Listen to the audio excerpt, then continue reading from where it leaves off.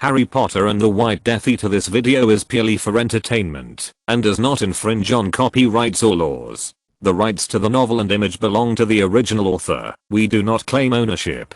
Don't like waiting and want to listen to this fanfic in full now? Subscribe to our Patreon, where you'll find the best fanfics. Chapter 1, Chapter 01, Flames of the End. The small snowflakes were slowly descending through the dark sky in the middle of February. The supplementary class schedule had barely come to an end. That young student who had devoted his time to studies like many others in the country could now finally return home. There was nothing special about the young man. Slim build, black and slightly wavy hair, glasses to cover his visual problems, and under his eyes long dark circles under his eyes, the product of long hours of study. 5 exhaled the young man in his hands, looking for some warmth for his cold hands, while carrying a small bag with a lonely hamburger for dinner. The days are getting longer and longer and my hands are getting fuller. Only a few months left to finally graduate. I'll be a college student in no time, and then I can enjoy life a little more. 16 sigh. Why does everything have to be so hard? The young man asked himself as he walked and checked his phone in search of information for his next few days of studies. University exams were near. ZSSS 33. The strange sound and the surprising heat wave stopped the young man's walk. The young man's attention led him to look in a specific direction, where there were many people gathered shouting. The young man's feet slowly brought him closer to the place. A 2-story house on fire, lamented the young man, returning to the phone to send some messages when he heard it 7 Hearing the voice so close, but at the same time so far away, the young man turned around to see the flames once again. He looked all around, but there was nothing to point him to the above. Lack of sleep is getting to me again. The young man's head turned all around to locate the voice calling him. It was like a whisper in his ear, but at the same time it was as if a person was calling him from afar.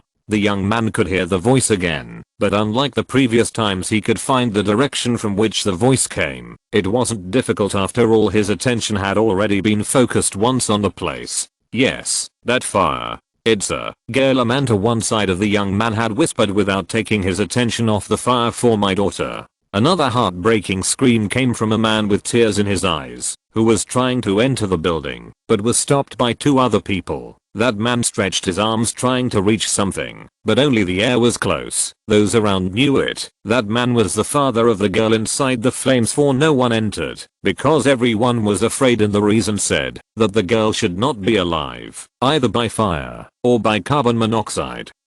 But the young man knew it was not so. It could not be so after all. He listened to her. 6. The young man still did not understand what was going on in his mind, but he had no time to think. His heart had begun to beat faster with each passing second. His hands were shaking, and for some reason he could not stop smiling. 9. Finally he took the first step, that step that would define his future, his great future in the world. He finally ran out into the flames as he heard the screams of the surrounding people shouting for him to stop. Entering the main room was easy. There were flames everywhere, but I could still differentiate the different places. I didn't know the house, but somehow I felt that everything was a map too. He knew where the girl was. He could see her on the 2nd floor behind a wall. She was a silhouette wrapped in light blue, as if she was inside a video game with a tracking ability. That way said the same. Following the strange light blue dots on the floor, the ladder had disappeared. Thinking at this moment was not the forte of the young man. The truth was he did not have the time to stop to think, and simply took steps back to jump and hold on to a beam at the top. As a young student he knew that sport was necessary. His body was firm as a rock. Only a jump was enough to be on his way to the 2nd floor. For already on the 2nd floor it was a little more difficult to move. Everything was made of wood, so everything was unstable, not to mention that it was full of smoke. Where are you? For there was no answer, making the young man's mind panic as he imagined that the girl who was looking for help might now be dead. He moved fast around the place trying to look for the girl, but to no avail. Where is she? He asked himself, trying to hold his breath and covering himself from the flames. In his moment of desperation he could finally see her again, wrapped in that light blue aura again there. He wasn't surprised. He really didn't have time to be surprised. Right now he had more things to do. The girl had her eyes closed and was in a corner of the room behind the TV. Come here, said the young man, lifting the girl to start her heroic escape. Getting out of the room was not complicated, but now going down to the second floor seemed impossible. There was no way out, and that strange feeling, or power, did not seem to help him. The first thing in the young man's gaze was a window, and that was his destination. Now he could see the crowd and they were looking at him with fear. The young man pointed to the girl in his arms and the people immediately understood what he wanted. All the people got into position to catch the girl who would be thrown. There was no way of knowing if that action would end well or not, but there was no time to think about anything else. She needed help, and the smoke was not friendly. "Here we go," complained the young man, throwing the girl as the floor beneath his feet gave way to the fire. Shouted the young man, before falling into the fire along with the entire second floor. The girl in need of rescue was already outside, but he himself was now the victim. The debris had him buried, and the fire was beginning to consume him. The screams of pain were nothing more than another fuel, just like his clothes, his hair, and even his skin. The young man could feel his body burning. He felt his skin burning, and he began to lose sensation. He lost oxygen because of the smoke, and his vision became increasingly blurry. "Sixer, you damn," moaned the young man one last time, and he could see, due to the strange ability, that many people wrapped in celestial aura were running towards him, but it was too late. The darkness chased away all light in his vision, and the immense pain in his body quickly disappears. 13. There was no way to act positively to what was happening, but he was not oblivious to the situation. It was a normal topic among youthful conversations. Death was finally approaching his door, the end of his path. Chapter 2, Chapter 02, From the Dream. Far from the fire and far from that city where neither people nor the weather itself could influence, in an old mansion almost forgotten by the moonlight. Ugh, complained a young man in the middle of the night inside a luxurious but disheveled room. The boy's eyes opened in the middle of the darkness with a slight scream. It took him no time at all to take off the blanket and sit up in bed. The young man's breathing was agitated, and on his face was sweaty due to the psychological impact of what he was seeing in his sleep. Out of nowhere appeared a humanoid figure with a thin build, bat-like ears and bulging eyes. "Young Rosier," exclaimed the figure, "a house elf belonging to the Rosier family." 5 Verona, said the young man with a gasp, looking at the elf next to him. The elf himself looked worried and fearful. That elf handed a glass with water in the hands of his master. "Another dream, young Rosier. It's just another dream. Here and drink. It will help with the nightmare." 3 This one was different. This one was not like the others. "I can remember everything. I could feel everything." The young Rosier put his hands on his body. "It's like I was another person. I had another name and everything was different. Me. I think I need to rest. I need to go back to sleep." Sure, Master William must rest. Verona is only disturbing the young master's sleep. Verona will disappear right now." It was only enough that he snapped his fingers for the elf to disappear, and with him the candle, making the darkness return. The young man sat on the edge of the bed and put his hand on his head. He touched his hair, then touched his face, and finally touched his chest. The same dream again. He said to himself, "I'm no longer a normal student. I'm no longer burning. Now I'm William Asmodeus Rosier 7 Pov William. Every night I'm haunted by the memories of my death. I have only been here for 4 months since I reincarnated, or well, inherited the memories of my previous self. I mean my past life as a normal student in the 21st century. The first day I woke up in this new body I was scared and tried to act normal, but I was quickly discovered by Verona." I explained the situation a bit by saying that I had dreams of another life, a truth to some extent. The fact is that my death was painful, and I always remember it when I sleep. Now my name is William Rosier, son of Evan Rosier, one of Voldemort's mortifagous henchmen, and yes, I'm in the fantastic world of Harry Potter. I wasn't really a fan of the saga, but I know a few specifics. 11 The specific fact is the family and my magic. I still don't feel anything special inside me, and that's mainly because I'm a child, or so I think. I don't really understand everything that happens. I can't adapt to this huge castle and a dysfunctional family. I'm the youngest of 5 brothers, all talented regarding magic, but I feel a big gap towards myself.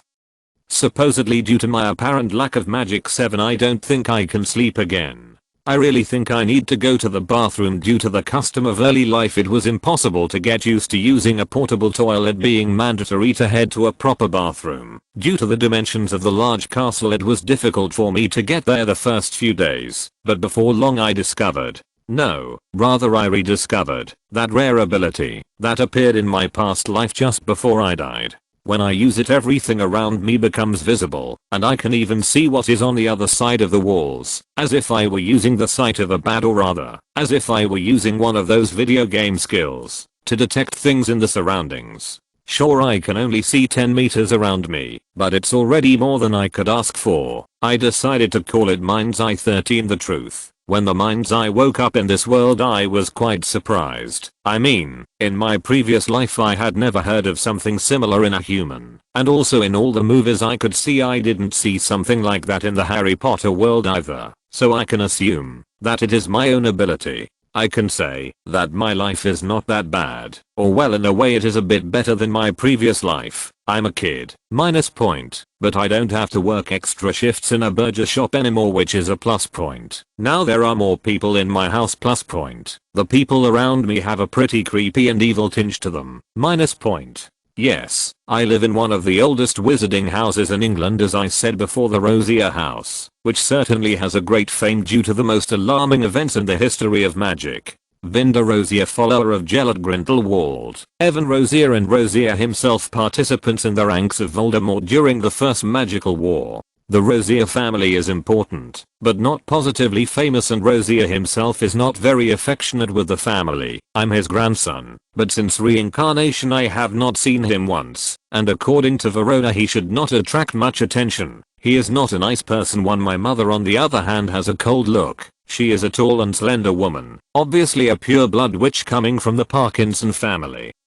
Another family belonging to the Holy 28, her name Abby Rosier, née Parkinson, 10 milder brother. The first son of the Rosier family is called Marcus Rosier, recently graduated from Hogwarts, and is in charge of the family business. If I'm not mistaken, he had honors at the time of graduation. Next is my sister Leslie Rosier, a 5th year witch specializing in transformations and a feared genius in the field of enchantments. My mother favors her in every way possible. For them follow twins Jessica and Damian Rosier. As I said, they are twins, and both are good Quidditch players. They are also good in potions classes. For finally there is my position, the 5th in the family branch and the last of the children. I don't have a specialty yet, but I have a Mind's Eye as my backup. Yes, I'm consoling myself to chapter 3, chapter 03, a miracle. I still don't feel anything. If I keep this up I'll end up a squib. William looked at his palm as it was slowly being closed. His expression was not very inspiring and sometimes pitiful. It had been 5 weeks since he had the dream of fire, and he had tried countless times to wake up or feel the magic, but every time it was a failure. It was as if the magic was avoiding him too. William was losing his cool. The deadline for the arrival of the letters was approaching, and he himself had no magic at all. It would be a failure. Inside the Rosier mansion was a library, and William had read every single book inside looking for an answer, but to no avail. I guess I won't be a wizard, muttered William under his breath, stretched out on the floor of his room staring at the ceiling. I tried everything from magic circles to potions, but nothing at all. It wasn't enough that I had wasted all my efforts in my first life sacrificing myself to save a girl, but I was also reincarnated into a world of magic, but without the ability to use it in my own way. I'm simply a colossal sized failure. 6. I only wanted magic, but what did I get? William looked at his palm as his zone of vision was extended and everything seemed to be intangible. Even walls seemed to be invisible. I only have the ability to see beyond the human eye. Useless. 5. Within William's space of vision he could see one of the house elves of Castle Rosier. There was nothing unusual, but every time these little humanoids disappeared they left behind a small trail of light, that at the end were particles of a silvery color. Surprised by what he observed, William left the room and ran out while using his mind's eye to see everything around him. When he reached the kitchen he could notice the particles much more present. The house elves had to pass through the kitchen several times in the day, so there would be traces of their aura left in it, and William could see that aura too. Magic, William muttered excitedly, watching the particles slowly disappear, merging with the surroundings. House elves were shrouded in the silver aura, and humans, as in the case of the girl in her previous life, were shrouded in a light blue aura. William was not an idiot and could come to the conclusion easily, but now he had another doubt. 1. What is the color of the wizard's aura? He asked himself with his hand on his chin. It was not difficult to discover the aura, since fortunately there was another wizard in the house. Old Rosier, who was also the lord of the house, one drowned in the illusion and excitement of being a wizard. William moved through the corridors of the castle, always in the direction of his target. When he reached the place, his footsteps became quieter and the speed was greatly reduced.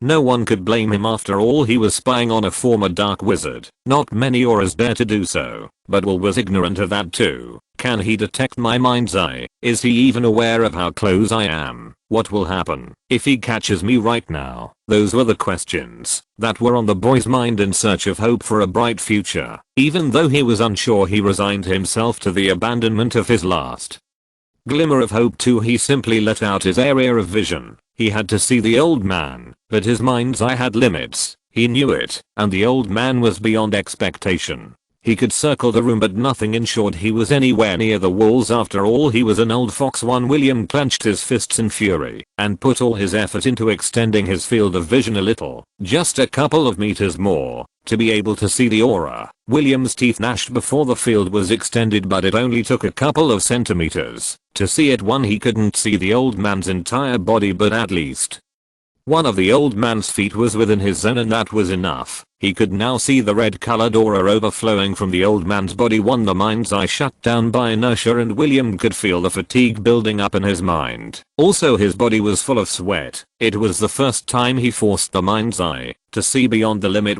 By the time he made it all the way to the room, he had recovered slightly and the dizziness was gone. Now at the very least he had no fear of falling. Plus he had a more important mission, and no time for rest. William sat cross-legged on the floor, closed his eyes, and extended his field of vision once again, this time with another particular objective. Since he had arrived in this new world, and discovered that the rare ability was with him, he began to experiment, but could only discover a few pointed things, among them the fact that it signals the things William desires, and right now this feature was needed. Magic, muttered William, slowly picturing in his mind the red particles he saw from the old man. Just as William had requested, those particles now showed around him, as if they were tiny snowflakes or dust in the sunlight. William's expression had a big smile, remarking his dazes and dark eyes. He was happy. It was the first time he had smiled since he came to his second life. William didn't know what to do now. He had no idea what step to take, as there was no guide for what he was doing, and it was never mentioned in the movies. This was just magic. Without waiting any longer, William reached out his arm towards the particles until he touched one with the tip of his finger, and like a lantern all the particles rushed into him. William could feel how his insides felt warm, and so he could finally feel the magic. William's first contact with magic in 2 lifetimes. 14 Chapter 4. Chapter 04. A Simple Talk. As soon as William finished gathering the magic in his body, he felt a fatigue. He had used his mind's eye many times in a short period of time, and gathering magic from the surroundings to awaken his own magic was basically an act beyond expectations. There were no records of other mages doing something similar, but William didn't care about that. Much less did he care about his tiredness. After all, he had achieved it. He had finally obtained the most important characteristic in this world, magic. He didn't want to say that he was a full-fledged magician, but he was already one step closer. He was at the starting line, just like all the characters of the original work, not to mention that he was in the same era as the Golden Trio and all the important events. For William had no interest in fighting against Voldemort and his vassals, but rather wanted to know the world. After living in the normal world for practically 2 decades, he was now in a fantasy world. He wanted to discover and know everything. William was excited, and how could he not be? He was on the first step of the ladder of dreams. The eyes betrayed William's happiness and finally closed, showing that the young wizard lost consciousness, flooded by the dream of his future.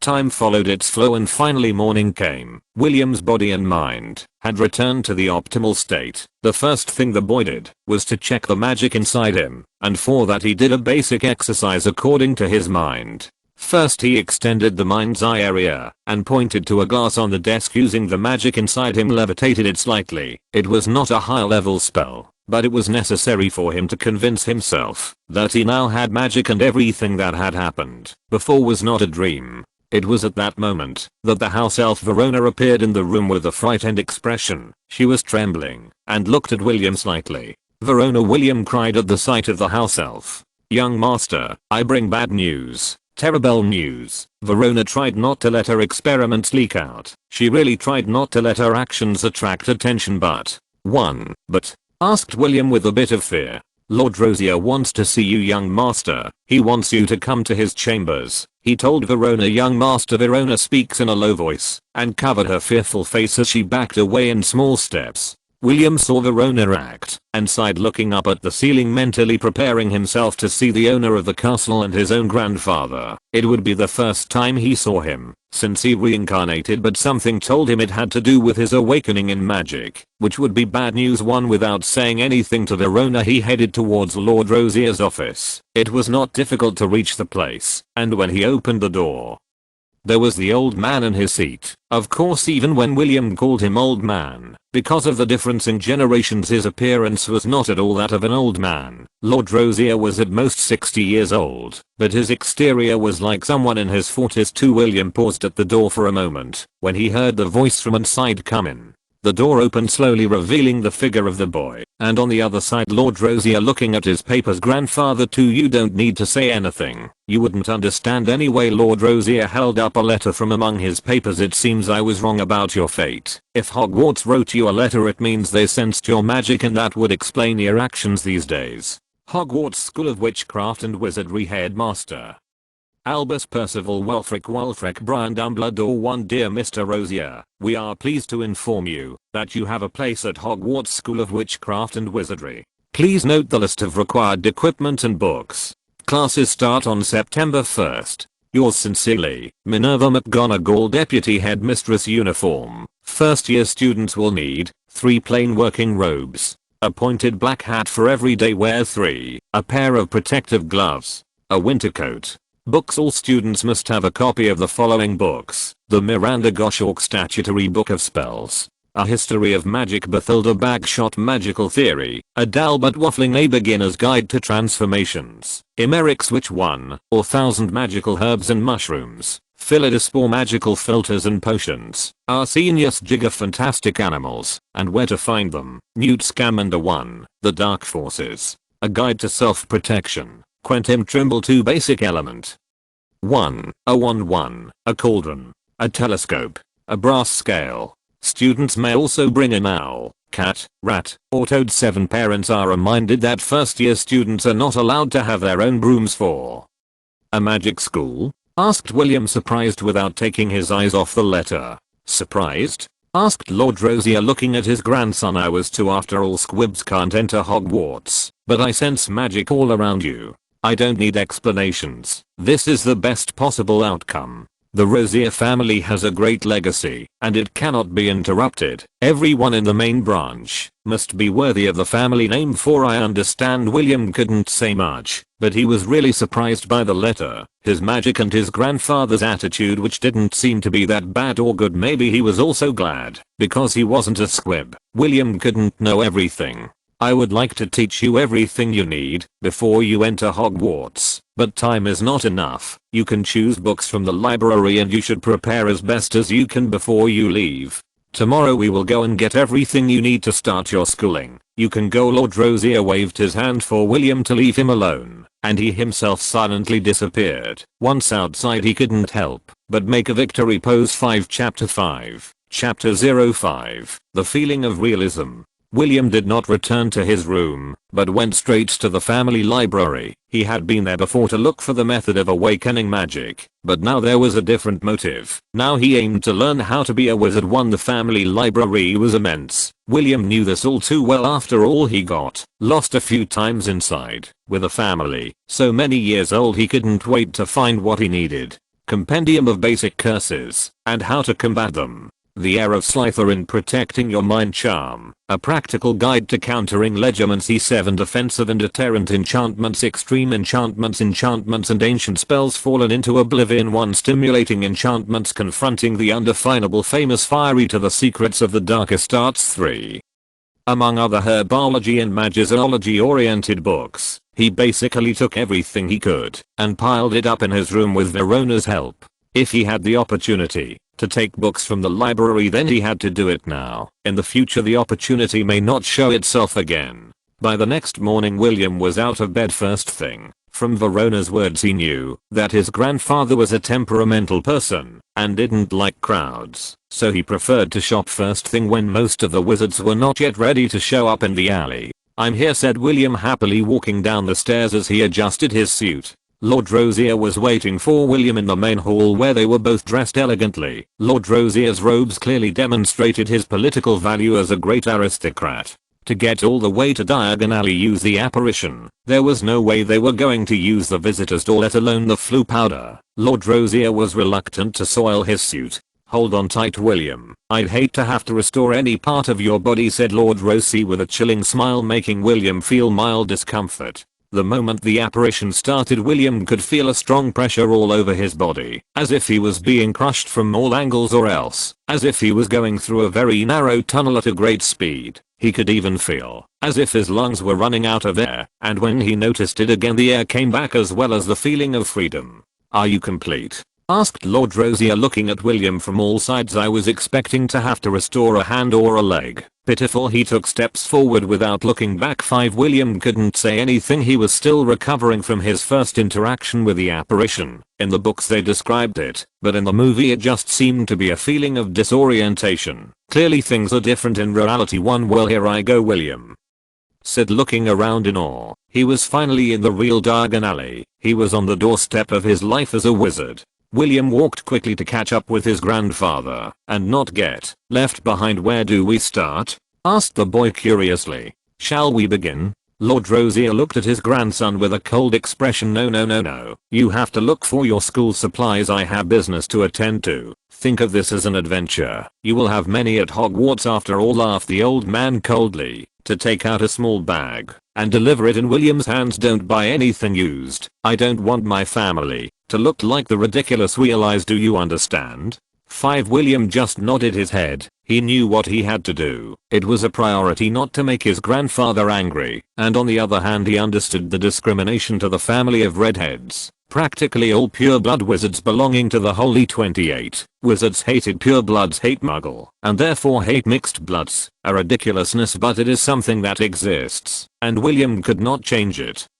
He would not try either. Lord Rosier said goodbye to William and walked down one of the many alleyways bordering the Great Diagon Alley. William could follow him, but it was better not to get involved in family problems. Meeting other mortifagi would be like playing with fire. The first address was Madame Malkin's store. Robes for all occasions. It wasn't hard to get what he needed. After all, his measurements were nothing special. Fate led William to buy the different items needed, and finally he stopped at Flourish and Blots for his school texts. Obviously he bought more than he needed, but it was for a good cause. He had to hide most of the books he took out of the family library for obvious reasons. If Lord Rosier found out that he took out so many books on dark magic, then he would be in a lot of trouble. When Will left Flourish and Blots, it had been a long time. Diagon Alley was crowded with people, making him only sight tired. Now he had to pass between people with all the things. Of course many others like books were ordered with owl dispatch.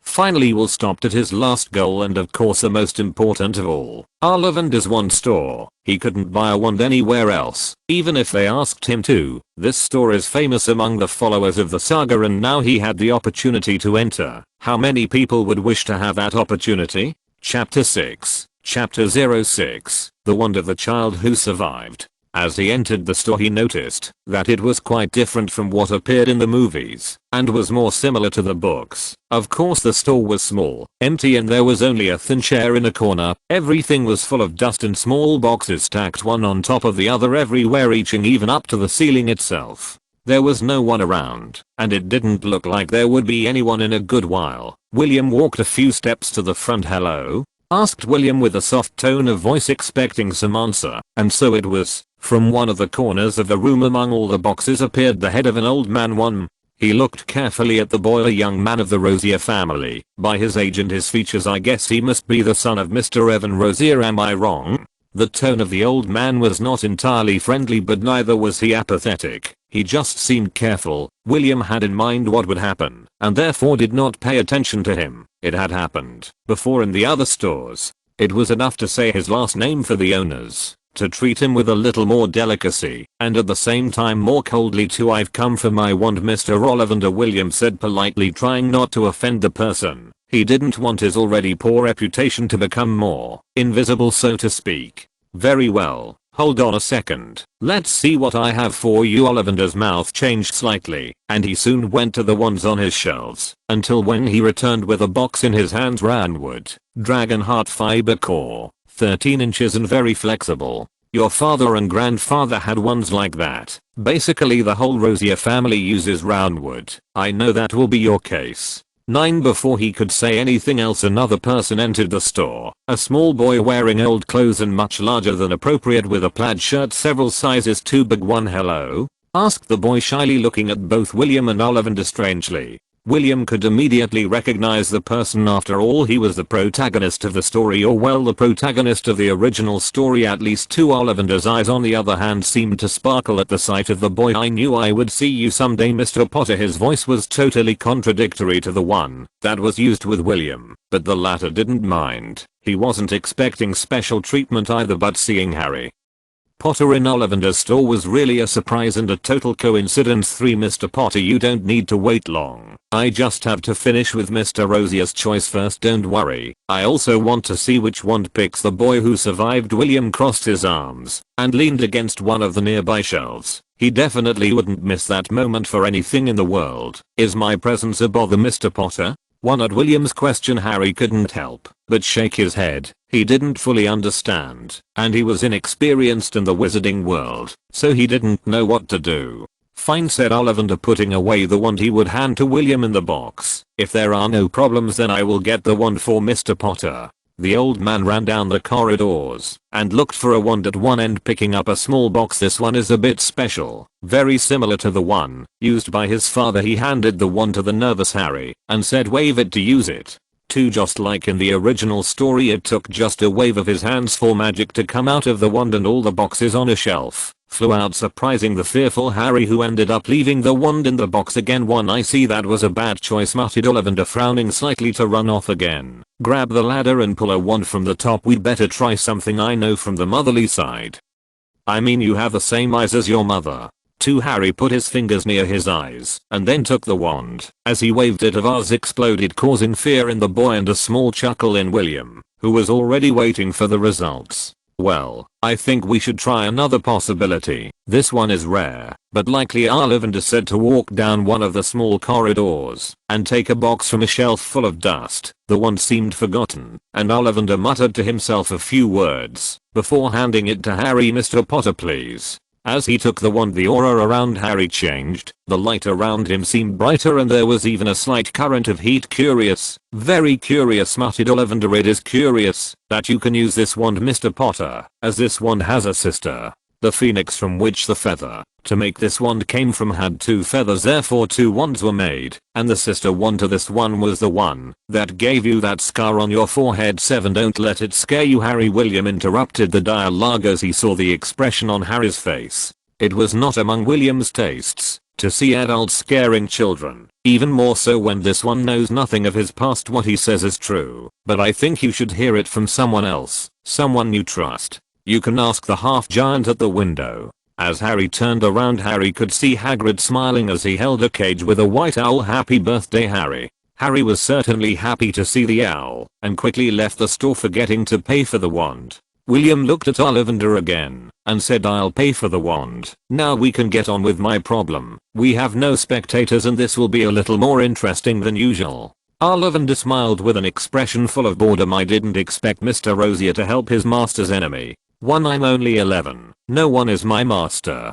Just because my father is the lapdog of a dark wizard like Voldemort doesn't mean I'm 2. 4. Chapter 7. Chapter 07. The Wand of Choice. I suppose it would be best to try the wand I selected earlier for you, don't you think, Mr. Rosier? Ollivander had the wand in his hands, ready to be delivered into William's hands, but before William could hold it, another wand flew out and prevented the event. Ollivander's eyes opened wide. It was obvious that he was surprised. He had never expected this to happen before. It had never happened before. A wand took the initiative to look for its owner. It was as if it had a soul. Apparently we have a very excited one, said Ollivander, taking the wand in his hands. Olive wood, unicorn hair core, 10 inches and somewhat stiff. I guess this is the one, Mr. Rosier. Ollivander got ready to hand it over, but another out of prognosis event occurred. The shelves began to shake. What's wrong? The shelves are shaking? Asked William, but Mr. Ollivander put his finger to William's lips, causing William to shut up. For it's not the shelves, it's the wands.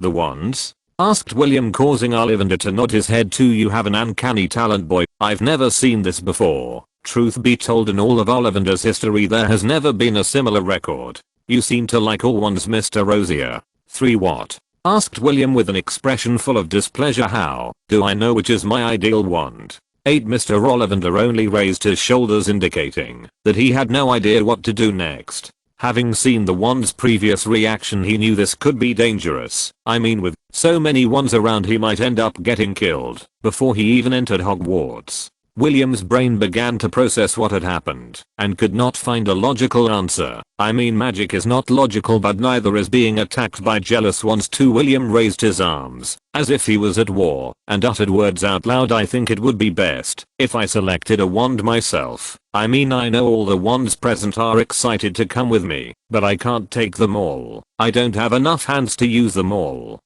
That's not to mention there are many wizards who would love to have them. All sound stopped immediately. The wands had gone quiet again, but now William had to keep his word and choose a companion. He could not ask the elder Ollivander for advice, as it would be the same as denigrating one wand from another, and that could start a massacre where there was only one target. 3. Knowing that his life was in danger, it was inevitable that he would put all the effort into his choice. William went around the wand store and looked in every corner, or at least tried to. 1. Have you made your choice yet, Mr. Rosier? Asked Ollivander from the side.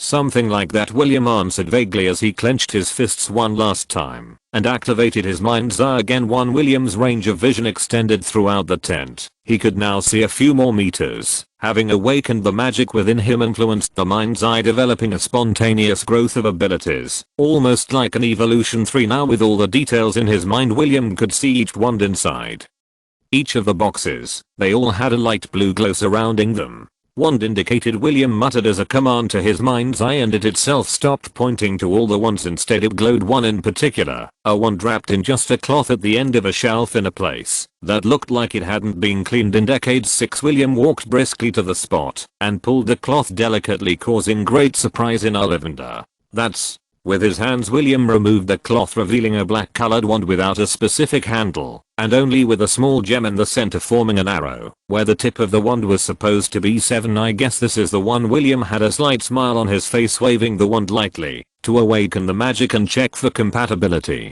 The silence inside Ollivander's wand store suddenly disappeared, suddenly being replaced by the sound of the forest, the chirping of birds, the fluttering of leaves spread to Ollivander's ears. Even the scent of the forest reached his nostrils. Looks like this one finally accepted its owner, said Ollivander proudly, looking at William wrapped in that light. For finally? Asked Will, puzzled. Sure, it was forgotten, but this one himself expected it to be a couple of years, at most a decade, but it was only a vague guess after all. This wand, Mr. Rosier, has been sitting on the shelves for 3 centuries. 3 centuries? Exclaimed William in surprise, but Ollivander just nodded his head. This wand was designed by my grandfather and great-grandfather as a project to create a wand to rival the legendary Elder Wand. Unfortunately, it was a resounding failure, or so it was known until now. 17. A wand capable of rivaling the Elder Wand, William murmured, looking at the wand in his hands. It would be amazing if it were real. To those were exactly my great-grandfather's words. Ollivander chuckled. There was no way of knowing how powerful the wand was, as it never chose an owner, and I can guess the reason for this. William took a seat and looked at Ollivander. The wand you hold in your hands is unique in that it possesses not 1, but 2 cores within it, and furthermore one of those cores is not a normal one. 8. The wand is made with elder wood. For reference, is 12 inches long and is incredibly rigid. The cores inside the wand correspond to 2 different species. The first core is a thunderbird tail feather, a rare species that can predict dangers around the owner of the wand and can even cast preemptive spells in case of a major danger. The second core belongs to a fairy. 10. A fairy? Asked William, mildly surprised. Fairies certainly weren't used for wands, but it's not like they were special either. They were simply popular with muggles, but in the magical community they were at most strange but nothing more. The wand does not possess the essence of a fairy, but the very heart of one. This may not make it powerful, but it allows the wizard to bring out more of himself. Ollivander was saying this with complete confidence in the wand. This is a special wand. I hope you can appreciate it properly. William looked at the wand in his hand with satisfaction and pride. Don't worry, Mr. Ollivander, I will take care of it properly. If you're listening to this novel on a channel other than Fanfic World, it means they downloaded and uploaded it without effort. We cordially invite you to visit our channel, Mundo Fanfic Novelos. There you'll find the original version of this story and you can explore many other novels of various genres. We're waiting for you to immerse yourself in a world of incredible novels. Chapter 8, Chapter 08, Marcus Rosier. William walked down Diagon Alley with his wand in his waist. He now had his own companion or weapon. There wasn't much to do, but Will still had a good amount of money in his bag and he would be an idiot to give it away to his grandfather. The old man had a lot of money in the castle and was reluctant to give any away. That included his own grandchildren. The stores in Diagon Alley, all were visited by the Rosier heir. He bought every single thing that caught his eye, among some that were not worth the money like quills or flasks, and the last destination of his visit was a lottery and betting house. 7 William entered the small space where there were several greedy goblins everywhere. William was not used to seeing these creatures, but he knew they were bad-tempered, so he decided to appear to act normal. He did not want to contribute a grain of sand for a new possible rebellion of the goblins. I want to buy some lottery tickets, Will said with a slight smile on his face in front of the counter where there was a goblin with a book and a long pen in his hand. Tickets? Sure, just have to pay in advance. The goblin held up a finger looking at William with a smile.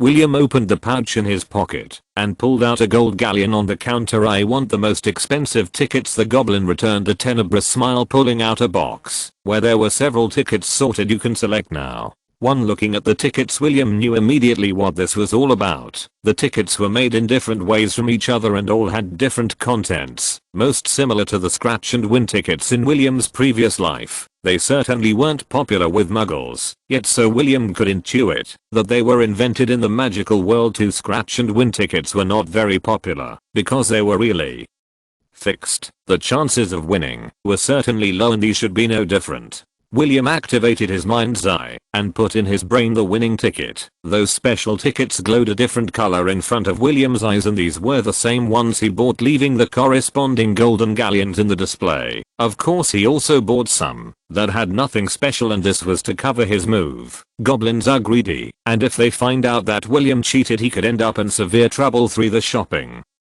was over. It was time to return home to the Rosier family castle, but the problem now was how to get back. William was stranded in Diagon Alley until his grandfather showed up, a pitiful truth. As he resumed walking and browsing the stores in search of something that caught his eye, he recognized a familiar silhouette, a young man with white hair and light blue eyes staring at him from afar. Marcus, William murmured. William's older brother walked calmly, keeping his hands inside his pockets. He had several chains on his clothes that rattled with each of his steps. The closer Marcus was to William, the latter could feel more pressure on his body. Books? Asked Marcus, picking one up from William's shopping cart. Fantastic Animals by Newt Scamander. It's a very useful title actually. Of course there are many other books you can buy if you want to learn how to assassinate beasts. I remember there is a title that teaches the most useful spells to eliminate each species. I'm not looking to slay any beasts, said William, taking the book out of his brother's hands and returning it to the cart. It's obvious. Marcus slipped his hands back into his pockets. So it's true what the portraits at home said. You were able to awaken the magic within you and get into Hogwarts. It really was a surprise. It was just something that had to happen. It's only natural, William said, as if it was nothing, keeping his composure in the face of the pressure exerted by Marcus. Mother was surprised, as were all our brothers. We were wrong about a squib status.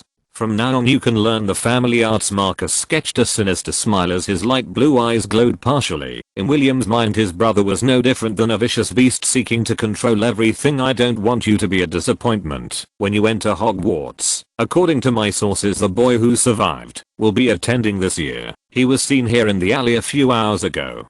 Father would be happy to know that you and he will be in the same generation, don't you think so too, William? 8. Marcus' voice was like the whisper of the demons in the horror movies William saw in his first life. It was obvious that his kinsman was a full-fledged representative of the hallowed 28, as well as a fervent follower of the blood, just as Evan Rosier was before Marcus too. Marcus's hand came to rest on William's hair. You are different, little brother. You no longer freeze when you look at me and don't recoil when I advance. I'm surprised you can stand the sound of my chains. I guess the magic in your body now gives you a little more courage. William could feel his heart racing as he heard those words, and that had substance to it. It hadn't been long since he was in this new body, but most of the previous memories prevailed. The fact that Marcus always bullied little William was hard to forget, and William's own body remembered the fear. Just as William's body was about to take a step backwards away from Marcus, a hand came to rest on the little white-haired boy's shoulder. Marcus. Looking back, William saw his grandfather, Lord Rosier, standing looking down at the eldest Rosier of the new generation. Grandfather Marcus greeted, bowing slightly in front of Lord Rosier. I didn't expect to see you in this place, but I think I surmise the reason for your trip. I don't care about your conclusions, Marcus. You should be in the castle right now. The alley is not your work office. Is grandfather insinuating that I followed them to this place? You can think what you want anyway. This place at the moment is not your destination. You are dismissed. Marcus looked at Lord Rosier for a moment and then let out a smile as Lord Rosier commands, "See you at home, William." Marcus withdrew into the crowd and disappeared. Lord Rosier didn't give William a single glance. We must leave as well. Chapter 9. Chapter 09. Farewell my old life. Finally, the time inside the Rosier Castle was over for William, and it was time for his entrance to Hogwarts. A month of waiting was not short, but compared to the fanatics who never had the chance, then this was nothing.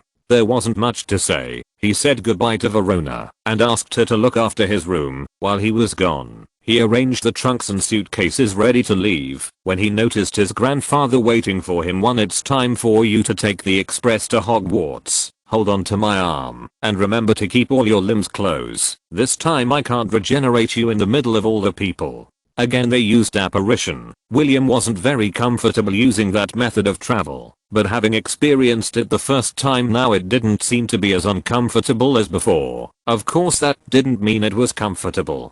Here we are. Lord Rosier's muffled voice was nothing out of the ordinary. Instead, the train in front of William was what was special. There were many people in the station, which made the elder Rosier uncomfortable, but William had no intention of worrying about the old man and just walked to the front with his belongings on the carriage. Platform 9 3/4, muttered William, surprised and excited. His brain was full of illusions about his school life and all the spells he would learn. Right now he was the most similar to a kid with a new video game, impatient to get in, but before he could he was pulled from the collar of his robes with Lord Rosier's cane. Wait, said the old man, stopping William. I still have many things to say that I did not tell you before at the manor, as they were not important due to your condition, but you must know them before you get on the express. Hogwarts has 4 houses that you should already know. Our family has always been a resident of Slytherin House. That includes your cousin Felix Rosier. You will get into Slytherin as expected, but in case it is another house there won't be much of a problem. You are a Rosier after all. I'm just warning you to stay out of trouble, as you know we are not popular among wizards. Lord Rosier put his old hands on William's shoulders and stared at him. And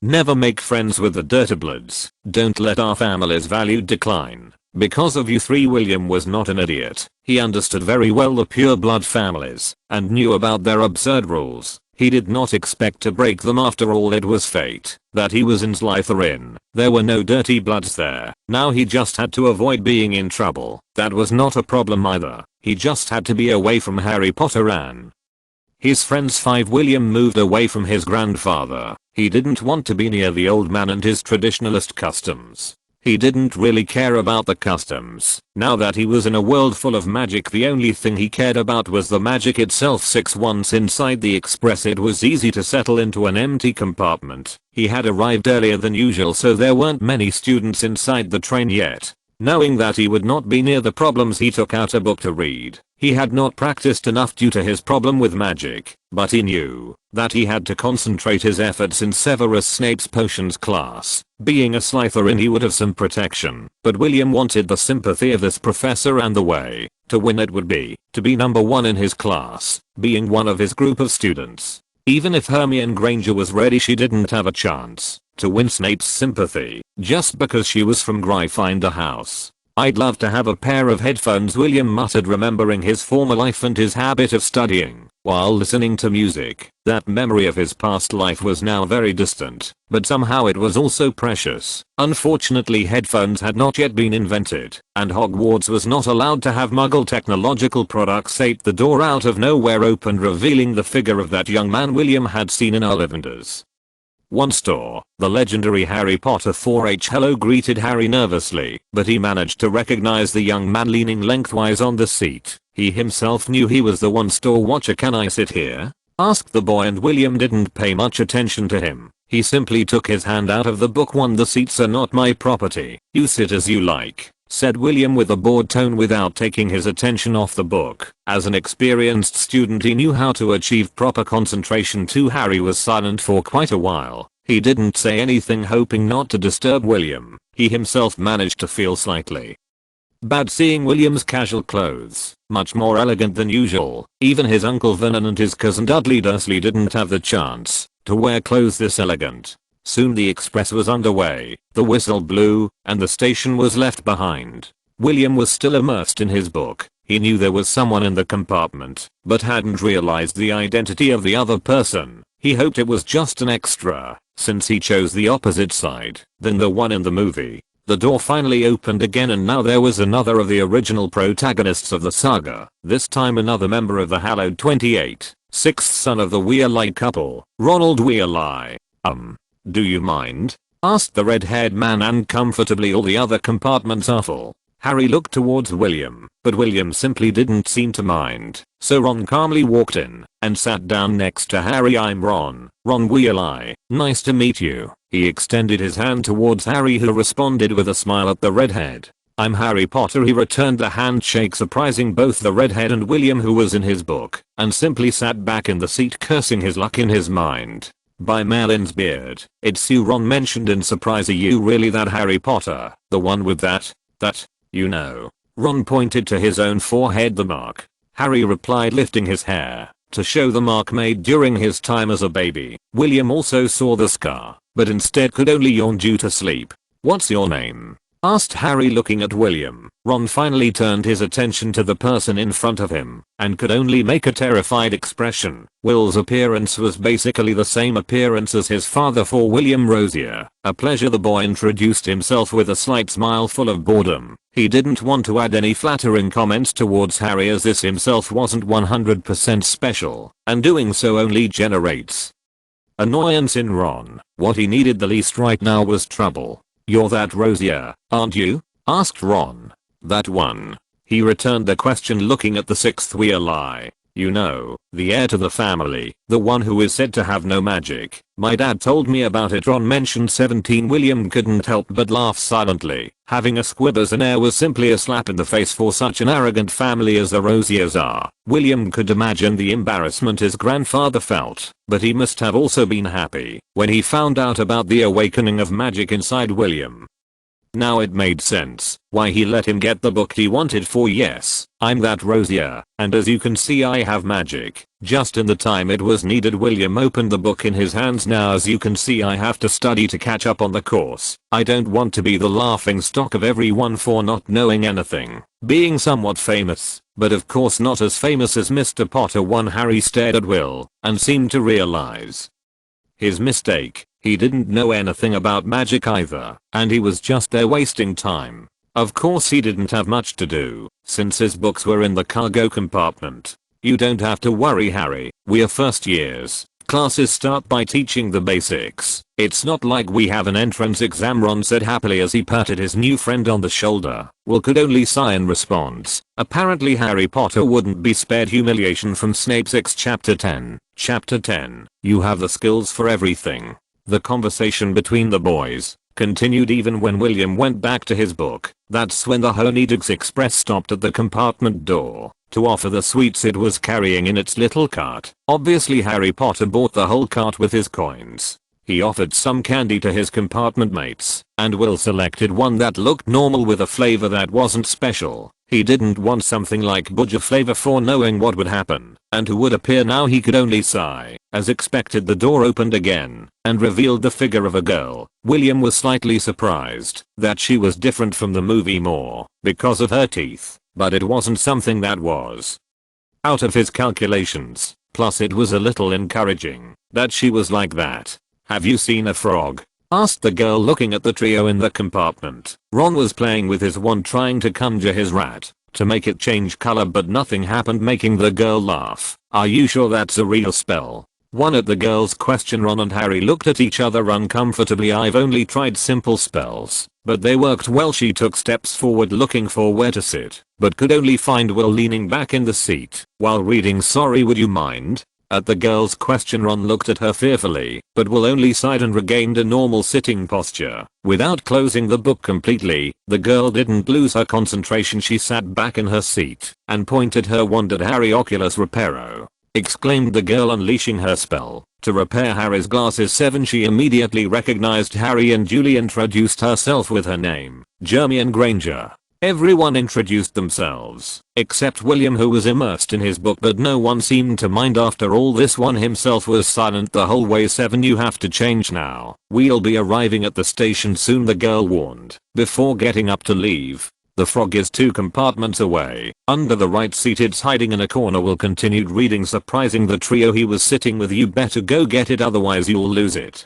Hermione wanted to say something, but decided to follow William's suggestion and ran to get the frog. As for William himself, he only said it because he felt sorry for Neville and everything that happened to him throughout the story. He himself didn't deserve so much trouble when he suffered so much throughout his life. A little empathy. 5. When they arrived at the station, all the children descended and were guided by Hagrid to the rafts. William was surprised. Never in all his previous life had he seen a scene like the one he was witnessing. The great castle of Hogwarts. To truth be told, in his previous life he had not had opportunities to travel, and so he did not have many memories of different places, but now it was different. They were led through the castle and partially introduced, and finally they were all ushered into the dining room. William could see the small altercation between Harry Potter, Ron Weasley and Draco Malfoy, but not an issue he had to get involved in. Getting involved with any of the three was just trouble. One led by Professor McGonagall. Everyone entered the dining hall where the long tables were waiting with many students at each table. Enchanted sky looking like it was night and many candles levitating. The students were stopped right in front of the teachers to give the floor to the headmaster of the school, Albus Dumbledore, the strongest wizard alive today. Finally came the turn of the sorting hat. Each of the students had to be referred to one of the 4 houses: Gryffindor, Slytherin, Hufflepuff or Ravenclaw. The students passed one by one without change to the original houses. Harry Potter was the center of attention for everyone, and finally it was Gryffindor, the house that took him in. William Rosier called Professor McGonagall. Looking at her long parchment, Will took steps forward to get to the stool where he sat down to receive the hat on his head. The moment the hat came in contact with Will's head, he began to shout Slythe. He didn't finish the word. He half stood and fell silent, surprising everyone including Dumbledore himself, who stroked his beard. "For what happened?" asked William, looking up. "You're not simple, kid. I've never had a head like this before, I must admit. This is a really hard choice. You don't seem to like any of the houses specifically, but your abilities are really amazing," the hat praised William loudly. 3. Your blood is pure and proud, worthy of a Slytherin like your whole family. There is nothing to be ashamed of. Slytherin students are calculating like you. Of course, that is not to say that your quest for knowledge is not worthy of Ravenclaw. The libraries of that house will help you in your progress, but Hufflepuff could also be your home. No one has tried as hard as you in the past. A squib becoming a wizard is nothing that has been seen before. 7. With the last words, even Argus Filch dropped his goblet due to surprise. Some professors gave him a look, but understood his surprise. After all, he was a squib himself. 5. The hat was still on Will's head. 5 minutes had already passed. "What else can I say about you?" asked the hat, almost laughing like a kid in a store full of sweets. "Oh, you certainly are a very special boy, Mr. Rosier. There is no doubt your house is Gryffindor." 40. There was some applause, but in general the whole place was silent, and William himself had a pale complexion as the hat laughed. "This time I'm 100% sure.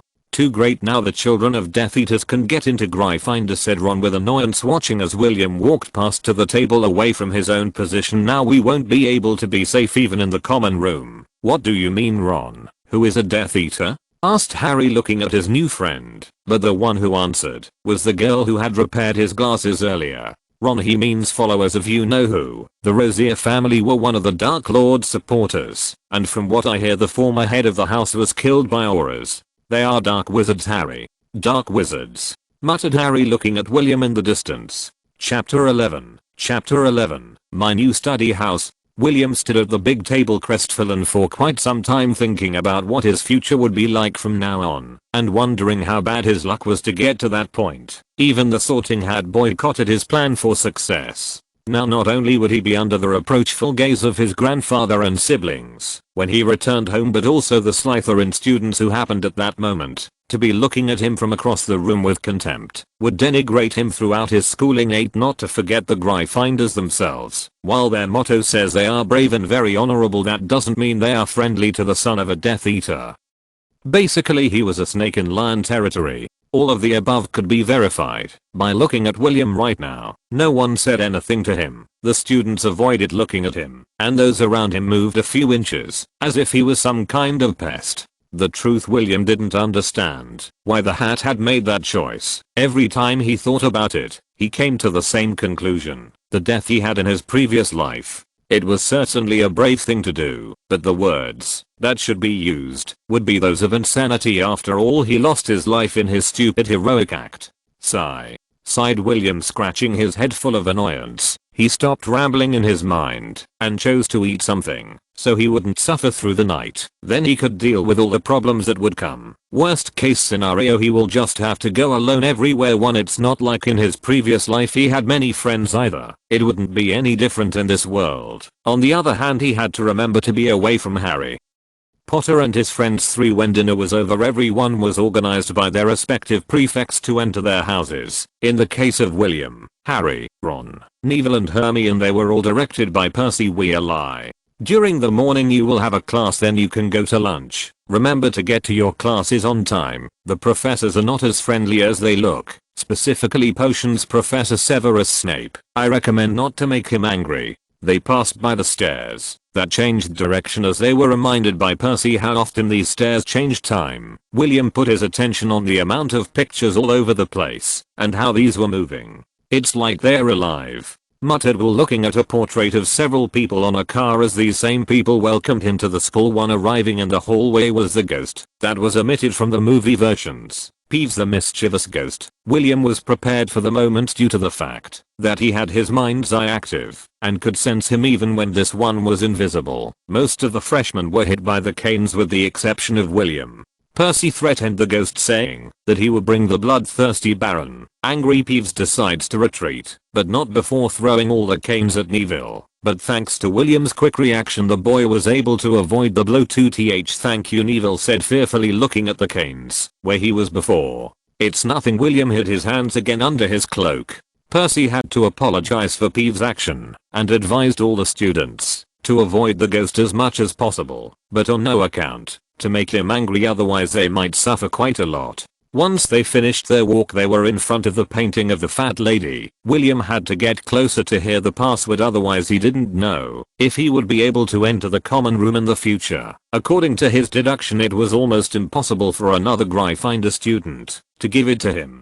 Behind the painting of the fat lady was the common room, filled with large cupboards, tables, and a large blackboard where students could find news, announcements, lost notices, among other things. A large window overlooked the outside grounds of the castle, and a large fireplace was attached to one wall. In conclusion, the Gryffindor common room is a very comforting place where students gather to study, celebrate, or just relax. Percy gathered all the students in the center of the common room. "All right everyone, this is the common room. The dormitories are on the second floor. The boys will sleep on the left side and the girls on the right side. When you are upstairs you will notice that all your belongings are in the trunks at the foot of your beds. Having finished the first tour, everyone dispersed to their rooms. William was one of the first to go upstairs and was quickly able to find the location of his bed. It was far from the stairs, practically at the end of the hall. Seeing its location, William even thought that this was Dumbledore's work, but he quickly put those stupid thoughts out of his head. It would be stupid to think that such a great wizard would worry about an insignificant first.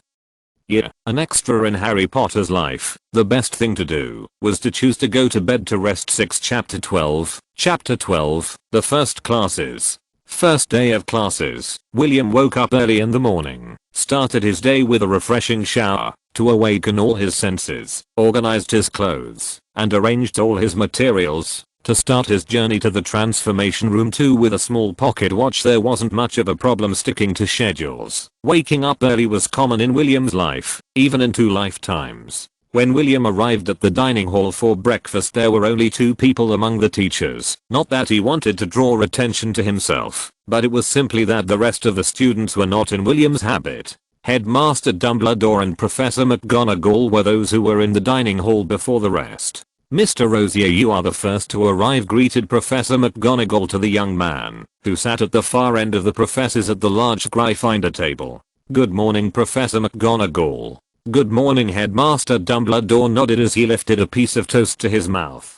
After he sat down, Hermione Granger arrived, and then all the rest of the students. The room was practically full after a while. Students from all 4 houses everywhere, and the sound filled the place. But William was still silent. No one wanted to have contact with him. William was at the end of the table with a book and an apple. He wasn't picky about the food, but he certainly would have preferred something with more fat and frying, something like bacon, but he didn't have the freedom to choose. 9. Finally the first bell rang, announcing the start of classes. The first class was with Professor McGonagall, being the same one on transformation studies. William didn't bother with any of this class and just wrote down everything about the class 3. The second class was a bit more complex. The potions class with Professor Severus Snape was as dark as William remembered from the movies, and that is because Snape's greasy hair was nothing like the movie version, not to mention the jagged teeth.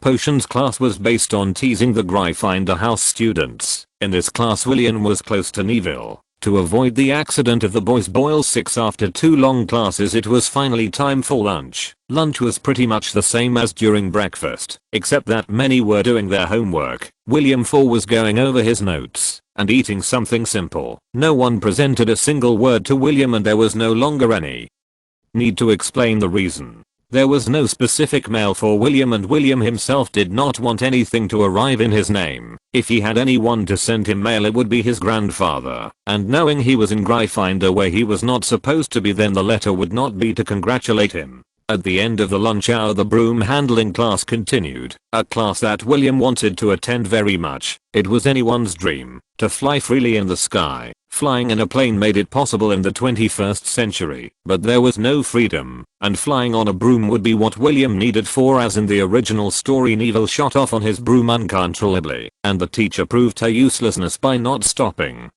him, or rather allowing the young student to hurt himself. William didn't want to make a move and just watch the fall. It was unfortunate, but he didn't want to be punished for saving others. 3. The teacher walked out with Neville from the flying yard, leaving everyone with the order to stay on the ground. William left his broom on the side and walked away from the group. He had already seen the movies and read several stories to know that this would only lead to a ridiculous event. "Are you hiding like a coward, Rosier?" William heard the question coming from behind him, stopping his steps in his tracks but saying nothing. "What's the matter, Rosier? Are you a cowardly Gryffindor too?" William didn't need to turn around to know the identity of the person. The only person capable of acting that way was Draco Malfoy, and there was no need to stoop to his level. 2. William continued his steps to the front. When he received a blow to the back of his head, he couldn't help but get angry. I mean, who wouldn't get angry when hit by a rock or something similar? The laughter from the Slytherin students and some others was not lacking. William just picked up what was thrown at him, and it turned out to be Neville's reminder. Fortunately it didn't break. William's lips opened to say something but quickly closed. It wasn't good to make trouble. He didn't want trouble. 5. It was at the moment that William was putting the rememberer in his pocket when Draco used the broom to approach and snatch it From him too you should be more prudent, Rosier. Keeping other people's things in your pockets is considered stealing, said the boy, mocking William. Gryffindors are not thieves. You should be honorable. That's from Neville. The shout came from the group of students, specifically Hermione Granger, who was looking up at the sky. Yes, that's true. Draco accepted what was said, but if he wants her back he must come for her, or of course Potter or Rosier can come. Of course, if Rosier isn't a coward. 7 Chapter 13. Chapter 13. Notice and Classes. William held his broom tightly, but ignored the insults. Harry didn't hold back. He wasn't William and he didn't have a lifetime of experience. Harry was hot-blooded and easy to provoke. He quickly got on his broom and floated into the sky. Even when his teammates tried to stop him, 5 with Harry in the sky, there was no need for William to go up.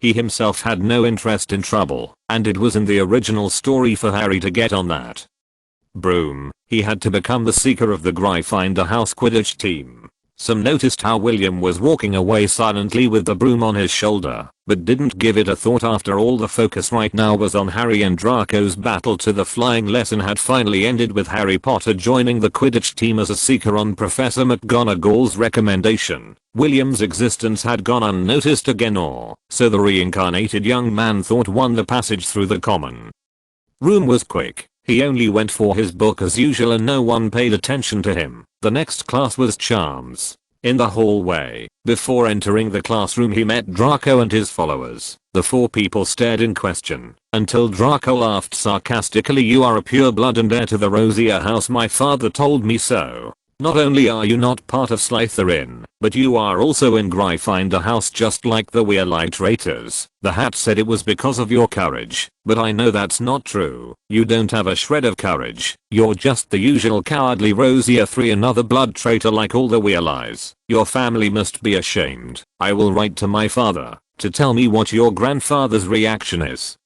I will tell you all about it in the great dining room. Look forward to it, Rosier. Draco entered the room laughing, but William himself said nothing, just stood there with a carefree smile on his face. He did not care in the least about the comments of a boy like Draco. 8 William entered the class selecting a seat at random, and his luck was such that Ron was next to him. The class was delivered by Professor Phileas Flitwick, an expert in magical battles, a wizard of half-blood with goblin ancestry. As the class began, Professor Flitwick introduced himself in front of everyone. He quickly did a review of the course and the regular class began. The incantation to begin would be Wingardium Leviosa, the levitatory spell, a simple incantation in the eyes of many too. William looked through the books on the table to learn a little more about the spell, the history, the use of the spell, the imitations, flaws, what it actually affects, intonation and wand movements. William himself hadn't realized that the class was already in progress when he was in his book, and if it wasn't for Ron's complaints he hadn't noticed the demonstration made by Professor Flitwick.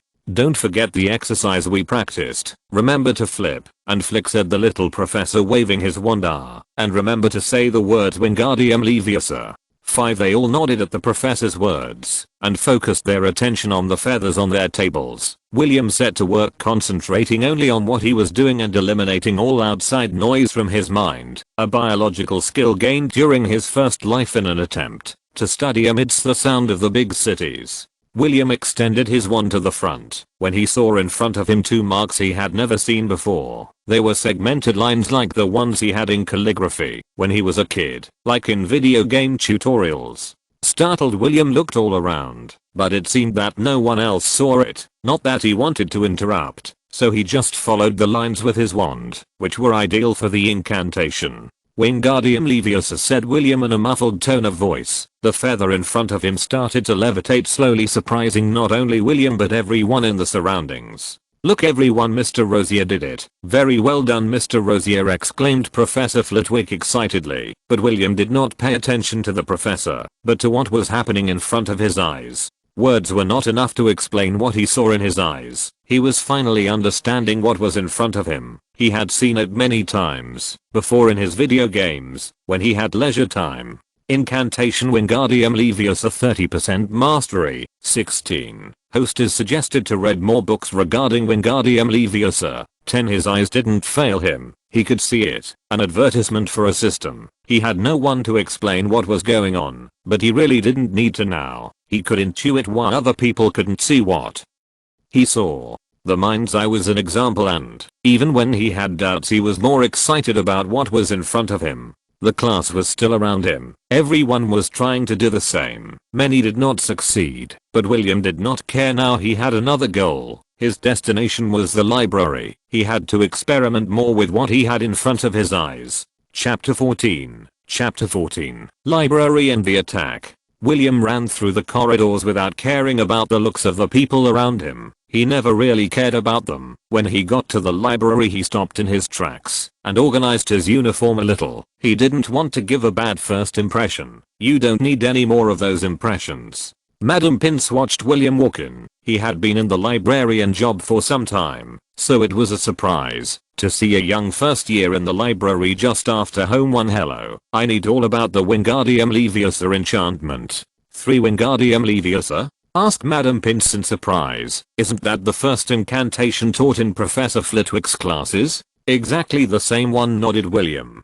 Child, I admire your eagerness to learn, but you don't need to focus on Wingardium Leviosa. Professor Flitwick will go over it for several days, so that you know its structure and the history of the charm itself. I know. I just need more information to check some notes. Where can I find related books? Seeing William's animated expression, Madam Pince could only sigh wearily.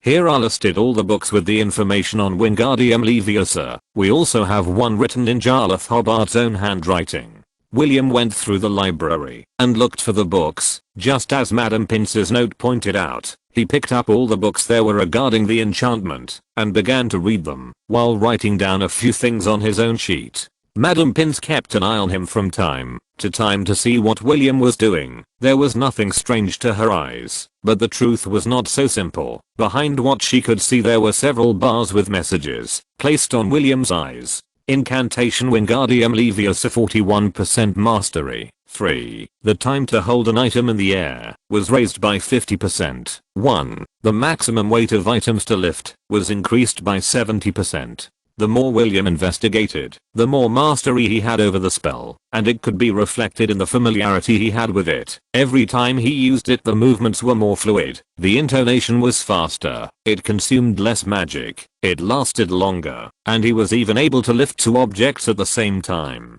Madam Pince was watching him from afar, and she was obviously noticing the rapid advances of the incantation in the young first year. It was a simple incantation, she knew, but it was not easy for an inexperienced wizard to get to that point with books alone too. Familiarity with the Wingardium Leviosa enchantment advanced to 60%. Consumption of the Wingardium Leviosa enchantment was 90%. Objects up to 100 times the host's weight can be lifted. 2. The maximum time of the enchantment depends on the weight of the target, can be used on living targets. 4. Multiple targets can be lifted at. William let out an exhausted sigh as he finished reading several books on the subject. There were still several of these left, but he could already feel the change regarding the enchantment. It wasn't the same as the Wingardium Leviosa he had been taught in class. Now he could lift several objects at the same time, and he could also lift living beings. The incantation that Professor Flitwick had taught in class was different, and the same professor said that Wingardium Leviosa did not lift living objects. William tried to reach out his hand to see more about the strange advertisements in his eyes, but his hand only went through these advertisements. They also do not respond to his commands. It was unclear how it was that this all worked, but there were a few things that were clear. First, the mind's eye is a map of all the surroundings, preventing things from being able to hide. Practically the same sight that bats possess. For second, the system that William can see is a type of spell library. The more you study it, the more understanding of the spell you will have, therefore the stronger the spell or incantation will be. Third, apparently only William could see the advertisements, but they did not pay any attention to them. The question that remained was whether the library would also be useful for potions. Finally, William closed the book in his hands, causing Madam Pince to turn her attention back to him, and his stomach growled with hunger. Wow. I'm hungry. And you should hurry. All your classmates should be in the dining room and there is very little time left. If you run you will be in time to have a drink. William heard Madam Pince's words and got up from his seat, arranging all the books. Don't worry and just go. I'll arrange the books. A wave of his wand was enough to make the books float to their corresponding places. For thank you. William said goodbye to the attendant As soon as the silver-haired young man left the library, he ran down the corridors towards the dining room. With the help of his mind's eye, it would not be difficult to get to the dining room. It was practically impossible to get lost. As the young man ran through the halls, he felt a different energy than usual. The mind's eye locked directly on the target. "What is that?" asked William aloud, walking towards the place from which the magic was emitted. As he was 50 feet from his target, he could see the large silhouette in the women's restroom. A troll?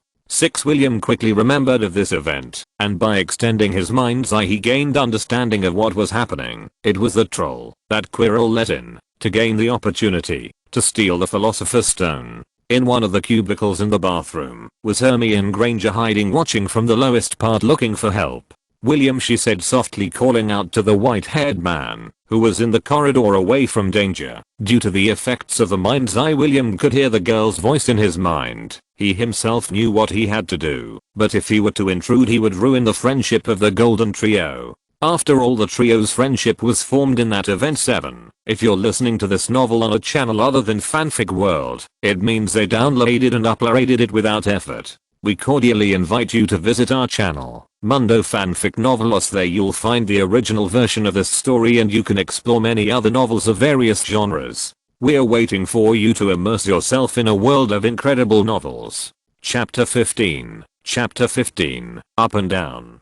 William was looking at the troll. He was not afraid of the enemy giant, but afraid of changing history. But the orders and the girl's moans of pain made William's mind waver. When William realized he was already only a few steps away from the troll and his wand was extended to the front, his expression was dull. It showed no fear or courage, as his expression on the worst occasions was neutral. 1. "Hey you stupid fucker, mess with someone your own size," William said, looking at the giant, gaining the giant's attention slightly. The troll turned with his club in his hand. He was ready to strike the small wizard.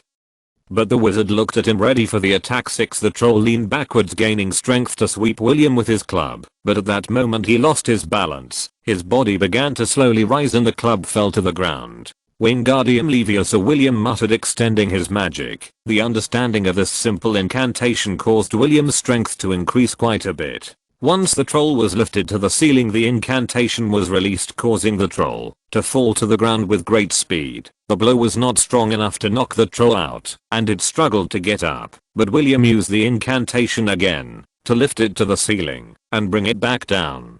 Hermione was watching the scene and how William managed to defeat the troll single-handedly. She was watching as the troll went up and down at great speed. The troll had no time to defend itself and could only struggle to withstand the blows. The troll had lost consciousness on the 5th blow, but William would not stop and had already been struck 12 times by the time the teachers arrived on the scene. William didn't notice the moment when Harry and Ron arrived, as he was really concentrating on his battle, if you could call it that. The professors were shocked to see what was happening. William still wouldn't stop, and the troll kept going up and down. The ground was covered in blood, and the face of the troll's face was already disfigured. The enemy was dead, but William didn't seem to want to stop. 3. Immobulus, exclaimed Professor McGonagall, stopping both William and the troll in midair. "Can you hear me, William Rosier?" William blinked to imply that he was conscious. The professor sighed and released the spell, dropping the troll and freeing William. "Explain to me what is going on here," said the teacher, regaining her composure as she looked at William and the 3 boys present. "1. It's my fault," Professor McGonagall admitted the young girl in front of all the teachers. "I came looking for the mountain troll on my own. I thought I could take him on by myself, but I was wrong. If it wasn't for William, the first wouldn't have made it out alive. Harry and Ron only came looking for me because they were worried." We were able to witness young William's performance in his battle against the troll. "If you can call this a battle." Professor McGonagall looked back down at the mangled mountain troll on the floor. Her expression was not the best, and she didn't seem to be upset, but somehow surprised. 5 points off for Gryffindor for his complete lack of judgment. As for young Rosier, it will be 20 points for Gryffindor. I don't remember records of a wizard of his age being able to murder a mountain troll. Not many live to tell the tale. 9. The teachers left, and William did not stay in the place. He was the first to leave and retire to the common room. He had an empty stomach. His magic was practically exhausted, and the battle against the troll had left his adrenaline in the clouds too. Before going to bed, his destination was the showers. He stripped off his clothes covered in troll blood and showered to relax. When he was done in the shower, William went straight to bed. Using too much magic isn't good for the body either, and the next day he had to attend classes. The news of the troll's defeat was not made public and William himself had no interest in letting others know of his abilities. From that day on he started going to classes regularly, but at break time he would head to the library to read books.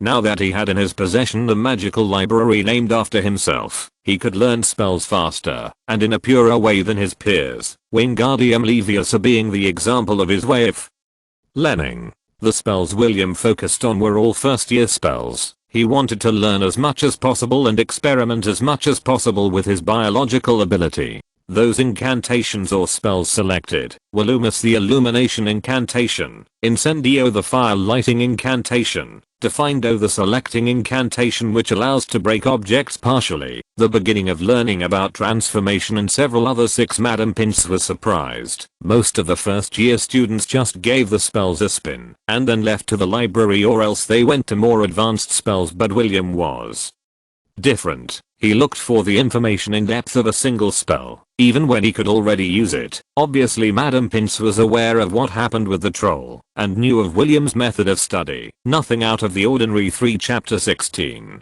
Chapter 16. Lottery Winnings. The days continued to pass quietly, and William's knowledge increased greatly. Of the spells learned only one reached 100%. This was Lumus the Lighting Enchantment. Having 100% understanding of the incantation, William could now illuminate the tip of his wand with quite a bit of control. Depending on the magic used in the incantation was the exposure of the light, but the maximum limit is comparable to Lumus.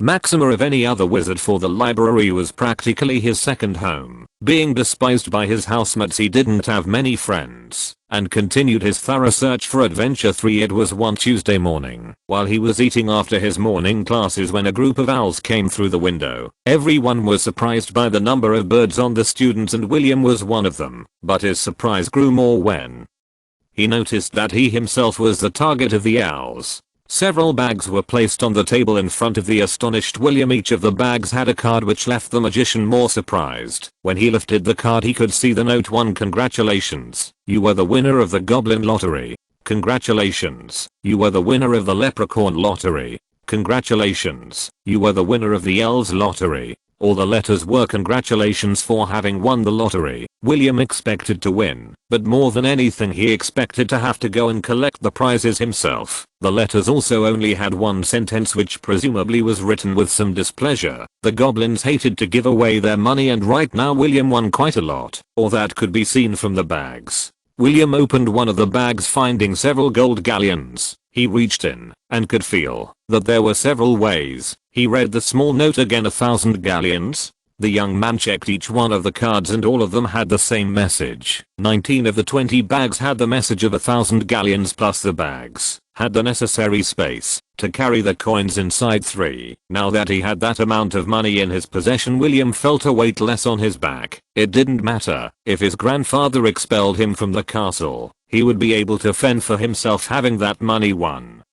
William couldn't help but laugh silently. Many of the worries he felt now were nothing. He could continue learning with peace of mind. As long as he wasn't expelled from Hogwarts, then everything was fine. When he was organizing the bags, he noticed the last one, the one that had a different note from the others. This one did not have gold coins, but a white egg completely round. William put the egg in his hands, ignorant of the contents inside it. He looked everywhere and noticed that the attention was on himself, so he decided to put it away again and leave the dining room. He had to discover the contents of the egg, but it was not the right place or the right time for. As soon as William left the dining hall to go check the egg and put away his winnings, all the students started talking about it. "Did you see it?" asked Ron, looking at Harry next to him, who nodded. "Those were all lottery owls. My brother Charlie told me about it, but there were never that many prizes together. So he's really lucky?" asked Harry innocently, to which Ron just shook his head in the negative. "He can't possibly be that lucky. He obviously cheated. After all, he is the son of a dark wizard.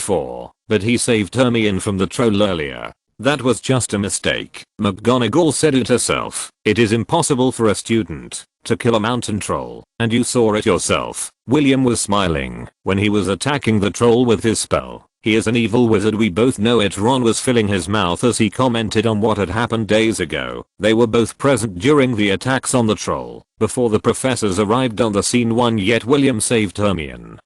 She said so herself. You don't understand, Harry. Hermione was just wrong. Fear wouldn't let her think, and she only believed what she saw. Ron had a certain contempt for conservative pureblood wizards. Among those clearly were the Rosiers. But Harry, who didn't understand much about the wizarding world, and being a long-time object of abuse himself, knew that not all people are like their families are. To Hermione, who was a few stands away from the duo, could only sigh helplessly. She knew all too well what she had seen. That night of the attack, she could see William in the hallway away from the troll. She called out to him quietly, but knew her voice would not reach him. Still, William confronted the troll. At first she thought William didn't know she was in the place, but using the Wingardium Leviosa charm, he pushed the troll away, allowing her to escape. It was obvious he knew of her existence. Hermione tried to talk to William several times, but he would quickly disappear at the end of class hours, and when he was in the library he was so focused that it was best not to disturb him. Only at meals was he at peace, but he would seek out the farthest stalls. She couldn't understand him. William was a rare wizard like no other at Hogwarts. Wizards are carefree and try to fit in with their houses, but William didn't seem to care at all about his peers. Chapter 17. Chapter 17. The Egg Creature. William did not pay attention to the looks of the people. He did not really care about them. Now he had something more important in his hands, and it was none other than the egg in his hands. Without stopping his steps, he left the castle grounds and headed towards the only person who could help him with his problem. He needed the help of a specialist in the subject, and there was one person in his mind. Rubeus Hagrid. Hagrid right now was the Hogwarts warden, and it wouldn't be for another 2 years when he would be able to enjoy the prestige of being the professor in charge of the magical creature care class 3. As a future professor of magical creature care, he had a lot of experience regarding the subject. William made his way to the half-giant's hut, a rather humble wooden hut with a pumpkin garden in front of it. William knocked loudly on the door. He took 2 breaths, waiting until when the door finally opened, revealing the figure of the half-giant. Who are you? Hello, I'm William Rosier. William introduced himself fearlessly, making Hagrid startled just hearing his last name. Rosier. Yes, my last name is quite famous. William rubbed his neck uncomfortably, and in a bad way. Hagrid looked up at the sky and sighed. You don't have to tell me anything about your family. What do you need from me? William could understand Hagrid's reaction. The half-giant was a member of the Order of the Phoenix, enemies of the Death Eaters, that is to say enemies of the Rosier family. Leaving all family matters behind, William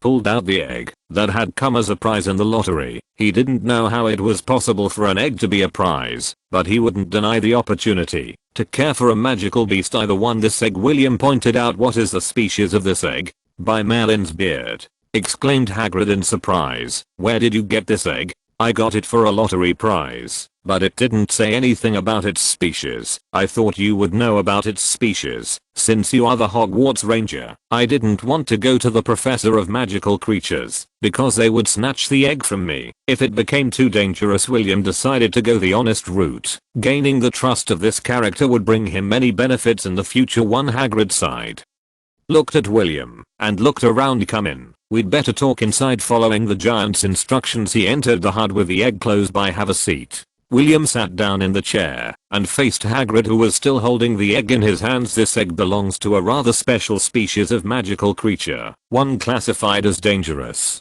So do you know what species it belongs to? Asked William impatiently. Do I? Asked Hagrid. Of course I do. It is one of the most impressive magical creatures of all. Even its figure is at the entrance to Headmaster Albus Dumbledore's office. It's a griffin?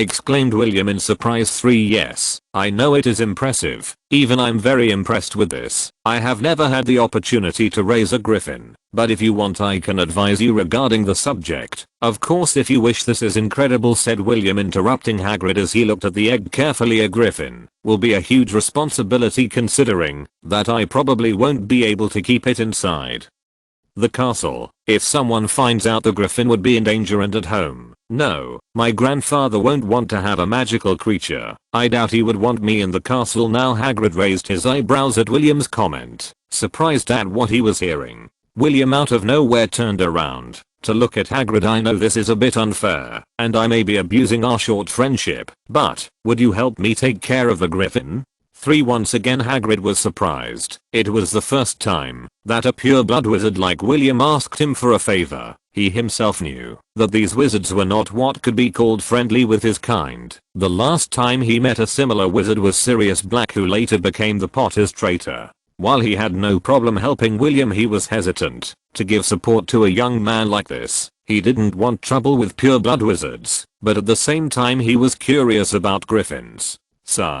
Sighed Hagrid, closing his eyes as he made a decision. Fine, I'll help you with everything for the griffin, until you can take care of it yourself. 2. Thank you, smiled William, pleased at the response obtained from the half-giant. He quickly took his leave to return to the castle with the egg in tow, now with a big goal in his mind.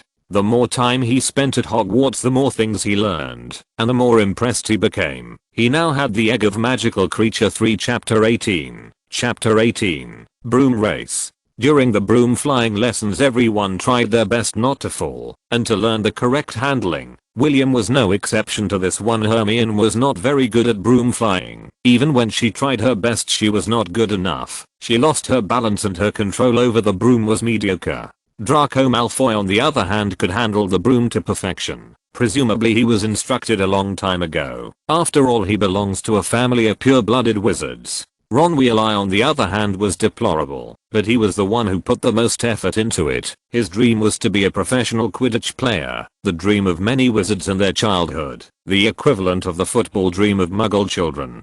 Harry Potter still had to participate in the classes, but he was dedicated to help his friend and practice his own control. After all, he was the seeker of the Gryffindor team. William, on the other hand, stayed away from the group and flew slowly. Everyone thought it was because he was bad with a broom and didn't want to show it, but the truth was different. He was lying on the broom face up reading his book while flying. Thanks to his mind's eye, it was impossible for him to crash. He was increasing his ability to control the broom at the same time he was studying about the care of the taps. Rosier called, a shrill voice gaining William's attention. There was Madam Hooch blowing her whistle. Hurry, we will have a race to measure control over the broom. William's gaze went to his classmates, who were all getting organized. Many seemed excited about the subject of the race, among these Ron, Harry, Draco and the latter's followers. William gave a long sigh as he ordered his broom to move with a steady speed towards the racing line. Already, exclaimed Madam Hooch, looking at her students who were getting ready for the race. That included William, who put down his book ready. Another sigh from William, and Madam Hooch finally signaled the start of the race with her whistle. William's broom was moving to the front with great speed, but not overtaking the front runners. He wasn't racing, he was simply following the teacher's instructions. He didn't care about the children's race, after all they were children. One move, you blood traitor, exclaimed Malfoy out of nowhere, taking a swipe with his broom towards William, forcing William to dodge it in surprise. The race was going badly. Draco was behind Harry and Ron. That made Malfoy angry, and he took it out on William, but this was the worst choice he could have made.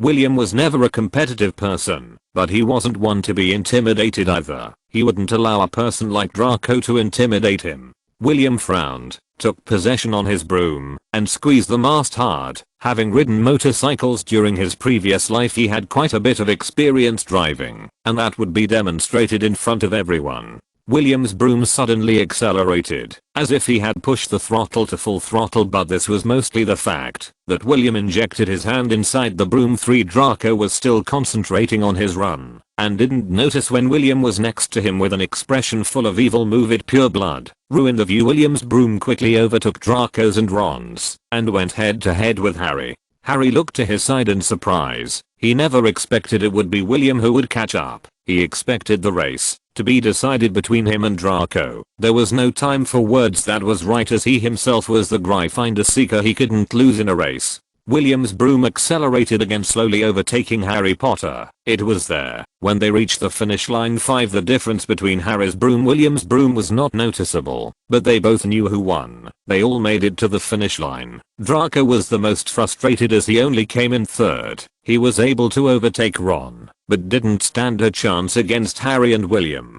That was a good race, boys. I haven't seen such fast runners among the first years in a long time. Not only Mr. Potter, but also Mr. Malfoy and Mr. Rosier. They are all excellent at riding the broom. Madam Hooch was delighted with the students' performance. You are dismissed. William got off the broom and left it in place. He was the first to disappear, and not specifically to go to lunch, but to go directly to the common room to study.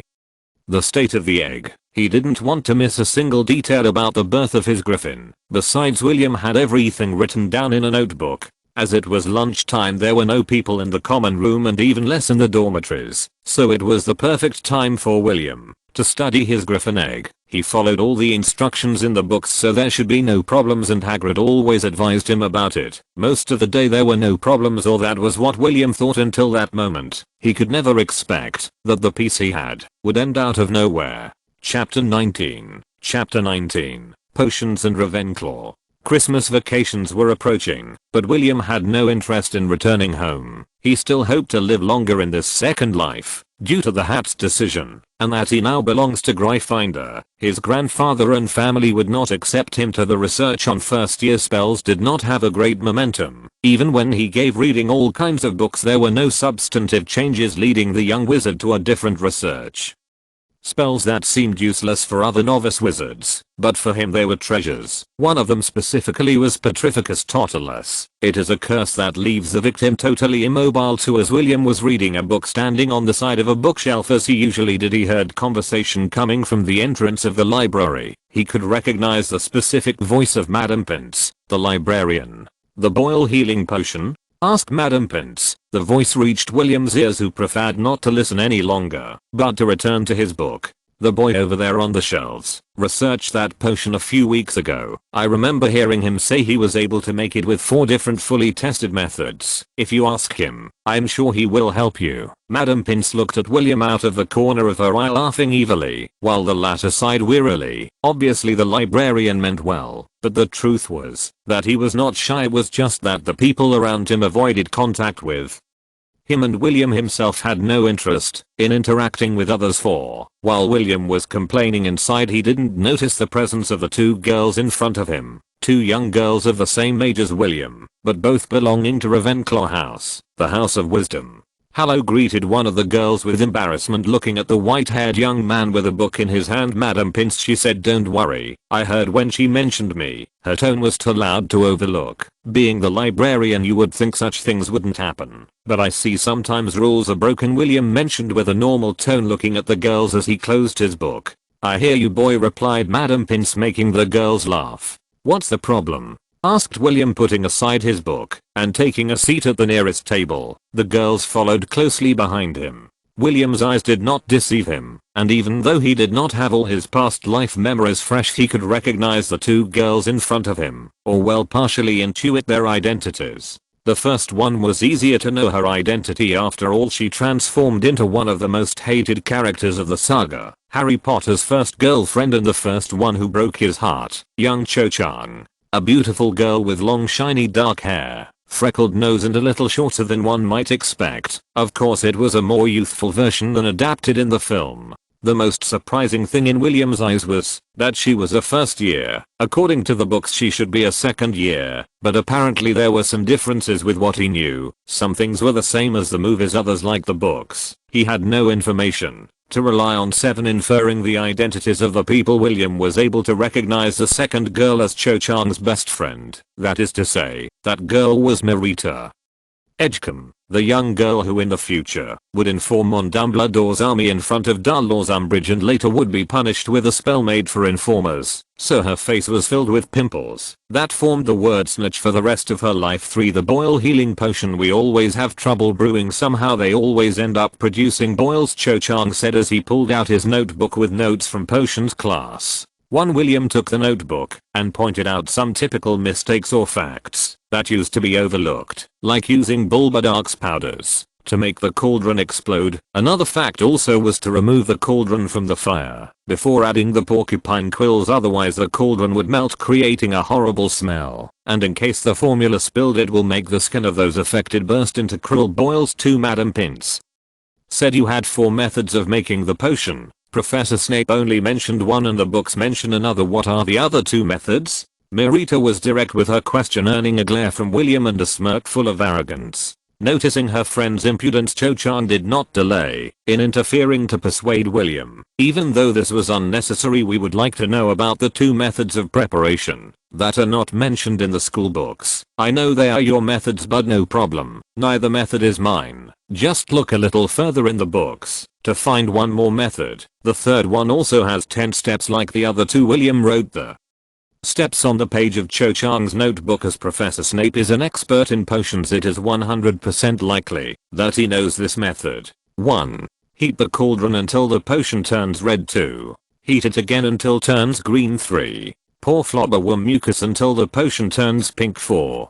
Heat again until it turns orange. 5. Mix the dried nettles until it turns green. 6. Heat again until it turns blue. 7. Mix crushed snake fangs until the potion turns pink. 8. Mix porcupine quills until the potion turns orange. 9. Pour stewed horned slugs until it turns turquoise. 10. And last, heat the potion until it turns red.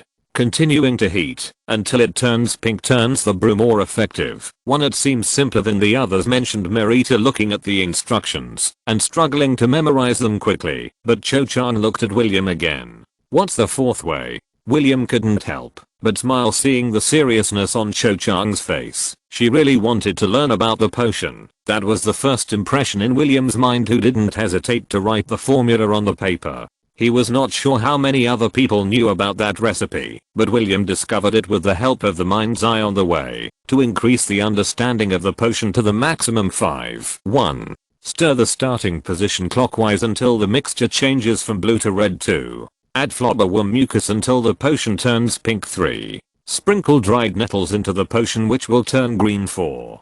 Crush snake fangs in a mortar and pestle, then add them to the cauldron until the potion turns yellow. 5. Add horned slugs until the potion turns blue. 6. Stir clockwise until the potion turns red again. Only 6 steps? Asked Cho-chan, looking at William again. 1. Yes, this is a simplified version and you can get the potion in half the time it would cost you with the previous methods. Plus the potion will be twice as potent. William jotted down several details under the formula. Half the time and twice as potent, Cho-chan muttered under his breath again. If you marketed this, you could make a fortune and even earn a name in the Hall of Fame. Once, since Cho-chan was a child, she couldn't see the whole picture of things, and William had no interest in explaining every single thing to her, so she simply shook her head. It's just a little recipe, nothing special. William continued chatting with Cho for a while longer, explaining every single doubt both girls had, until finally it was time to say goodbye.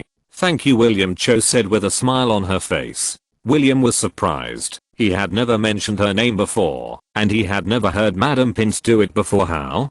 2. How do I know your name? Asked Cho, to which William nodded. You are famous at school, plus not many wizards have white hair and are part of Gryffindor. I admit I was hesitant to talk to you, but you didn't turn out to be as scary as in the rumors. By the way, my name is Cho-chan. I'm from Ravenclaw. We can talk more in detail another day. Cho walked out of the library with her friend in tow, leaving William stunned, looking at the exit. Is this the first time you talk to a girl? Asked Madam Pince at William's side. You look like a freshman. Try to comb your hair more often and avoid having so many dark circles under your eyes. 13. Chapter 20. Chapter 20. Natural Enemies.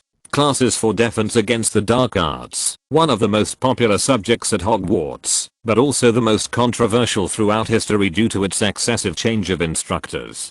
William, like all first year students, had this subject in his academic load as compulsory. The truth was, the only subject that no wizard was against learning. The professor on duty was Quirinus Quirrell, a tall, thin and fair-skinned wizard, very pale in William's eyes, but William himself knew the reason. The professor's left eye had a nervous twitch and he stuttered when he spoke, besides shaking on many occasions. In the eyes of the younger wizards he was nothing more than a coward, and they made fun of the professor in hushed voices, or in the corridors. The He-Hex Reject Flea Flipendo can be used to stun several enemies, or activate some switches. Professor Quirrell's halting voice could barely be heard to the farthest links of the hall, which is where William was sitting with several papers in his hands. He was not paying attention directly to Quirrell's words, as the Flipendo is a spell he already had in his repertoire from a few days ago. 1. William was not interested in any of the professor's words. Truth be told, Quirrell's stuttering was getting on his nerves, and that was why William was focused on his papers, a sheet where to write down the magic formulas and possible changes that could be made to it. Wait until the wand glow is a strong purple color. How do you know that? William looked to the side, noticing the girl who was focused on her papers. What happens if the light changes to another color? Weren't you in the front stalls? Asked William as he recognized Hermione Granger, the student with the nickname Bookworm. That nickname would also be William's nickname if William wasn't the son of a Death Eater. Instead, among the students they call him the Little Death Eater too. I wanted to see the class in a more distant view. I know the spell anyway, and I see you are doing the same, Hermione said calmly, proving herself worthy of the nickname Bookworm for the Slytherin. Students' jokes. William would also be called a bookworm if it wasn't for the prestige of his family. Instead, he is called a little morph wizard by all the students in the school. I'm just taking little notes, mentioned William, placing a note on his sheet with the Flipendo charm. If you let the color go from strong lilac red, then the spell will go in the opposite direction, bouncing off the user. But if you force it quickly to get to dark red, then you will have a triple effect. The problem is that you must have at least the strength of an adult to get to the red light. One red light? Asked Hermione. I knew something about the lilac red light, but I hadn't noticed anything about the red light. Where did you get the information? At the girl's question, William pulled out a sheet again and handed it to her. Here are the spell calculations. You won't find it in a book because no one seems to want to write it down, or no one has ever figured it out before. Hermione interrupted, looking at William again. This is a new spell. It's not the original Flipendo. As of this moment, it is only a variable of an enchantment already created. Besides, it is in the theory phase.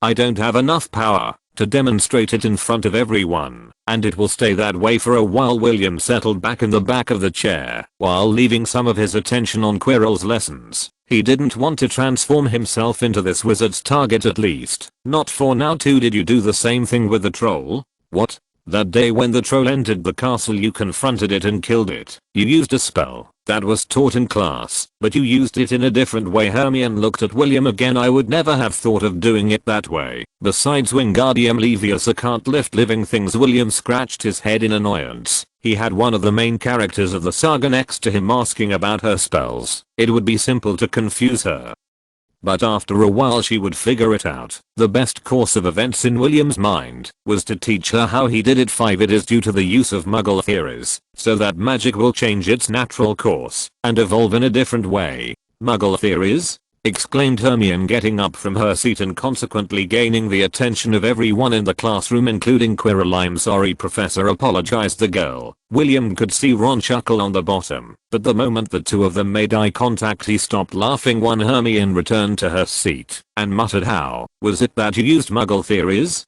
I use the theory of gravity employed by Isaac Newton and the atomic theory promulgated by many physicists. William gave a vague answer, but Hermione was more shocked by this. For her, coming from a Muggle society, she had yet to come into contact with such knowledge, and it was well known that wizards hated Muggles as well as their knowledge. But here was William, a pure-blood wizard of the same age as her, but with more knowledge about Muggle society than hers, to the point of being able to implement it into magic. 3. William Rosier, could you step forward to demonstrate? Quirrell called to the white-haired man from the far end of the stands. To sure. William stepped forward, walked across the classroom to the front. See, can you use the eye incantation? Asked Quirrell. William waved his wand calmly and cast his incantation towards one of the test dummies. This dummy swung backwards from the force of the incantation, surprising everyone.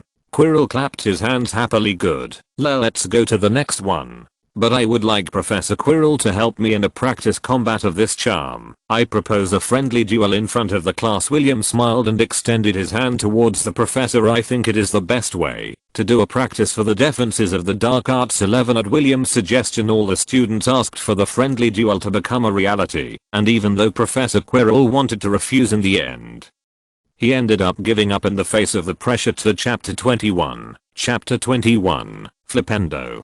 Professor Quirrell straightened up, looking at William. The air around him changed, slightly imperceptible to others, but the mind's eye could not be fooled. William's senses quivered, and even his skin went goosebumps. Right now it could be his first fight against the greatest dark wizard in history, or well, the parasitic form of it at least. his father's boss, so, to speak one, it will be a test duel, Quirrell said without stuttering.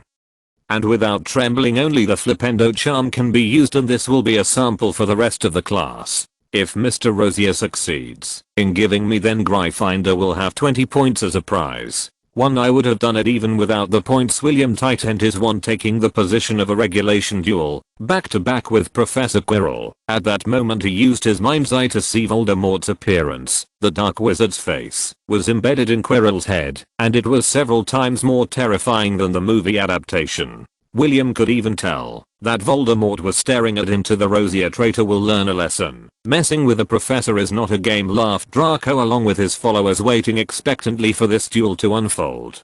Hermione had known William for a moment, but there was no denying that he saved her earlier. She was nervous and even found William a bit too rash a person to ask for a duel with a professor, as if it was a game. Ron and Harry, on the other hand, were excited. It would be the first time they would see a duel like this. They both witnessed William's skills against the troll that entered the castle, so they were looking forward to seeing how he defeated Professor Quirrell. Ron would have wished the fight was against Snape, but that would never happen. No one wanted to mess with Snape. William and Quirrell slowly separated back to back and took up fighting positions. Quirrell had a professional stance without many holes, unlike William, who decided to mimic Snape's stance during his duel against Gilderoy Lockhart. Flipendo. It was obvious that the first to finish the spell would be Quirrell. Many students speculated it, but what he didn't know was that William was expecting it as well. No, you could tell William was watching where the spell would be cast. William leapt to the side, avoiding the spell, while using his own spell as the light from his wand was a strong lilac red. The charm moved quickly, but Quirrell was quicker to move, almost to the point of floating. Flipendo! Exclaimed Quirrell again, this time with the spell stronger and faster. Will was fast, but not too fast. This time he himself knew it was impossible to dodge it, but there was a solution. He lifted his cloak and threw it against the spell, being the one affected, and not his body, but at the same time serving as a distraction. The students and Quirrell saw the cloak fly, but William was not there. William crawled under the demonstration table while concentrating the magic on his very ear until he was only a few steps away from the professor. William's position was disastrous and not at all advisable. He was lying on the floor, pointing his wand upwards. Gotcha, said William, smiling. Flipendo. The spell went off, not towards Professor Quirrell's body, but towards the turban. The target in the eyes of the white-haired man was none other than the turban. If he destroys it, then Voldemort's identity would be exposed. Dumbledore will have to act out of obligation, and everything would be resolved before the Christmas vacation. Quirrell's eyes made evident the fear towards that magic. He took several steps back with a speed never seen before, while holding the turban on his head. That's it, he said out of nowhere, surprising those present. 20 points for Gryffindor. You may leave the class. And Mr. Rosier, it was an excellent demonstration. William got up from the floor and cleaned his clothes. Ditto Professor Quirrell, but I know you held back with me. I'm grateful to you for accepting my request. William bowed and went for his robe. That was far away. The students soon left the room, still with the duel alive in their minds. I mean, not many times can you see duels between students and teachers, let alone seeing a student corner a teacher. William was still shaking out his robes as he walked out of the classroom and could notice Hermione waiting for him outside. It was a totally reckless action and outside the rules. Duels between teachers and students are forbidden. Yes? Asked William in surprise. I wasn't aware. I just wanted to experience the feeling of a duel and test the theory of my enchantment, but to no avail. I couldn't take Flipendo all the way to the 3rd level. Used to learn 20 points for Gryffindor. Points are of no interest to me. If the house wins the duel, I gain nothing. I would prefer a personal prize. William finally put on his cloak. Still, I suppose for the rest it's a good thing I won those points. At least others benefited from the emptiest prize of all too. I know I told you I would explain more about my formulas, but I think that will be another time. Now I have to go to the ranger's hut. Excuse me. William walked away from Hermione. Obviously his first direction was to the dormitories to retrieve the egg 6 with Hagrid. Asked Hermione in surprise, looking at the boy's back. If you're listening to this novel on a channel other than Fanfic World, it means they downloaded and uploaded it without effort. We cordially invite you to visit our channel, Mundo Fanfic Novelos. There you'll find the original version of this story, and you can explore many other novels of various genres. We're waiting for you to immerse yourself in a world of incredible novels. Chapter 22. Chapter 22. The Limits of Imagination. Finally I find you. Hermione stood in front of William, who was reading a book in the library on the side of a bookshelf near the forbidden section. The book in question was about the Tarantalagra enchantment, the dancing feet enchantment 3. William turned his attention away from the book and looked at the girl. What's wrong? You said you would teach me about spells and muggle theories, said Hermione, showing several papers in her hands. I prepared for this, but it's been 3 days since you said that, and I couldn't find you anywhere. You didn't show up in the common room. I've been waiting for you 1 hour. I've been busy. I have a lot of books to read, and I came to the common room after curfew. One after? Exclaimed Hermione, looking at the white-haired man. How is it possible you didn't get caught? William lifted his shoulders innocently. The truth was that he didn't know, but he couldn't say. The mind's eye was a secret to himself. But well, you're already here, then I might as well explain right now. William closed the book and moved to a nearby table where his own belongings were. They both took a seat facing each other. What did you say? The question was about Wingardium Leviosa, when you used it against the mountain troll. Ah, I remember, said William, about levitation and troll impacts. First of all, I will ask, what is the difference between levitatory, rocket, glider, and float enchantment? The levitatory enchantment is used to make objects fly or levitate, while the others are its variations. The rocket charm causes a target to rise at a high speed. The gliding charm allows the object to move in the air, and the gliding charm is a less magic consuming variation. Hermione answered quickly, and just as William was expecting. That is, it is the correct answer for an exam 3. But based on what point does an object float or levitate? Hermione pointed her finger upwards. What would happen if I'm standing on the ceiling and I want to make an object levitate? Asked William, pointing upwards again. Hermione's great intelligence quickly got the idea. If it's on the ceiling, then your up is to the floor. If you're on the left, your up is right, and also the other way around. That means what? It depends on the perspective you're pointing at. The levitating charm is simply a mind game based on gravity, that invisible force that keeps objects stuck to the ground. The magic of nature explained by the Muggle Isaac Newton in the 17th century. Gravity? Asked Hermione, doubting a bit what William was saying, but he simply picked up a book and dropped it on the floor. Gravity, he repeated again, the energy that forces objects and people to reach the ground. Everything is based on the electromagnetic fields of the earth, but those are things you must learn in detail. The most important thing right now is the mind. Wingardium Leviosa is an incantation that makes the object float according to your perspective of position, and that itself allows the displacement. All the variations of the incantation are just that. Unnecessary variations. The only thing necessary is the main incantation and the mental perspective for. But what about the troll? Asked Hermione again. I based it on the atomic theory of atoms. Everything is composed of atoms, and these are not considered living things. Again, there is a perspective of enchantment. The fact that you cannot levitate a living body means that there is a compound or a physical spectrum that is incompatible. But we know that inanimate objects can be levitated. Now we just have to look for the things that both possess. In this case, both possess atoms. And if the atoms can be levitated, then you don't need to levitate the body, but the atoms surrounding the body, making an invisible suit that covers the target. The rest is magic. William invoked the spell on himself and Hermione, making them both float slightly. Magic depends on the head. The more open-minded you are, the more you can do, William said to Hermione, and was delighted to see that she was floating with such a simple spell as Wingardium Leviosa.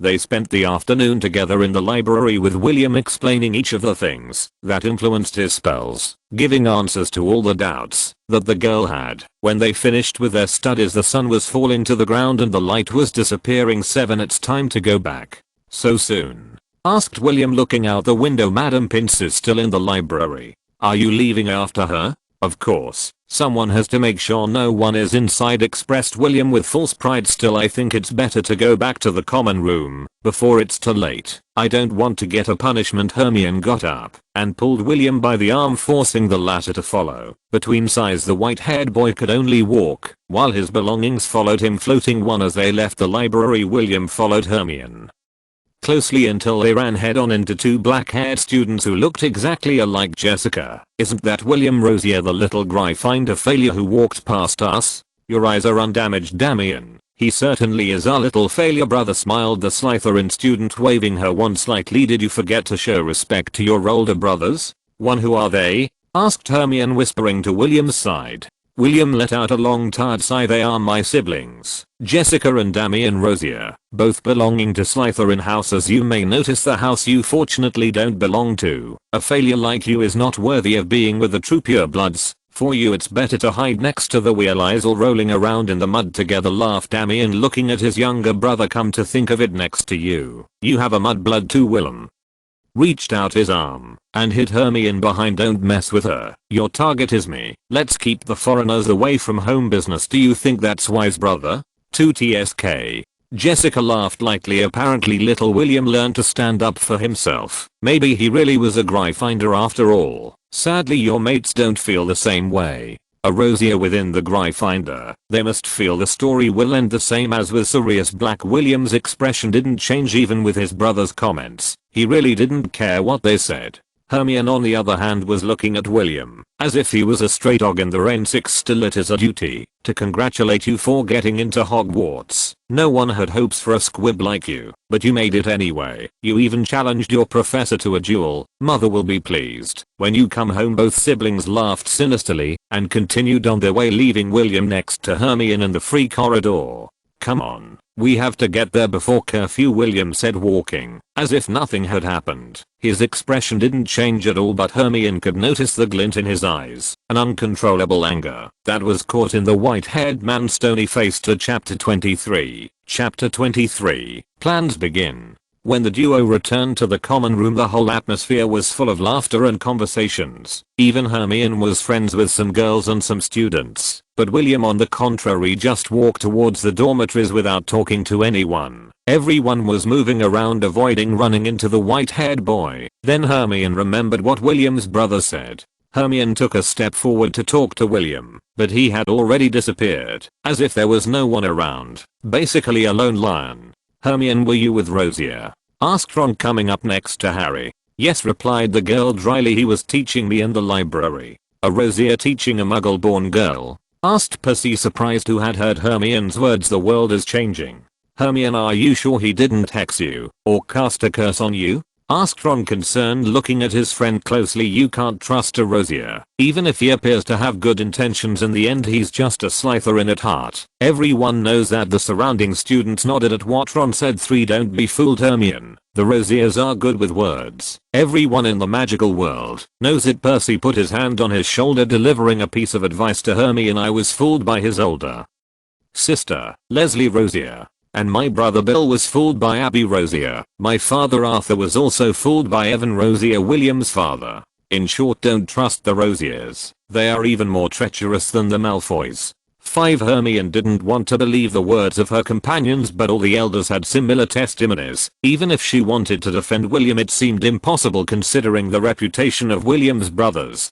She finally fell silent and let everyone follow her comments. But those boys didn't know that William was listening on the second floor too. I don't think you are a bad person, William. You helped me find my toad Trevor, and you stopped the canes from falling on me on the first day, Neville said from one of the beds near William, making William smile, almost amused. 7. Thank you, Neville. It means a lot to me. Anytime that innocent little boy spoke the truth, always, and even when he seemed to be weaker than the others, in the end he was the bravest of them all. 5. The next morning William got out of bed early in the morning, did some exercise, and took a shower. Nothing out of the routine. Breakfast in the great dining room awaited him, and thanks to his simple spells he managed to transform milk into coffee. Not that he despised milk, but coffee was his true companion in a lifetime, so why not twice? For that day William could feel the gaze of the students on him, but they were different from the usual ones. That is to say, they were not friendly, but they were weird, as if they were talking behind his back. Hermione, who was far away on the other side of the table, knew what happened and why everyone was talking about William. I mean, all of Hogwarts knows about the comment, except William himself, who has no contact with anyone. How can you talk about William like that? Asked Hermione, looking around at everyone around her. It's complete hypocrisy on behalf of our house of studies. Are you blind, Hermione? Asked Ron, hearing his classmates' comments. William fought Quirrell hand. to hand in a spell we were beginning to study. It's obvious he used dark magic to win the duel. It's obvious after all he is a wizard of the Rosier family. 5 Can't a Rosier be good? Asked Hermione, looking at her two companions. I don't know much about William, but I do know for sure that the use of dark magic is simply a lie, a deception.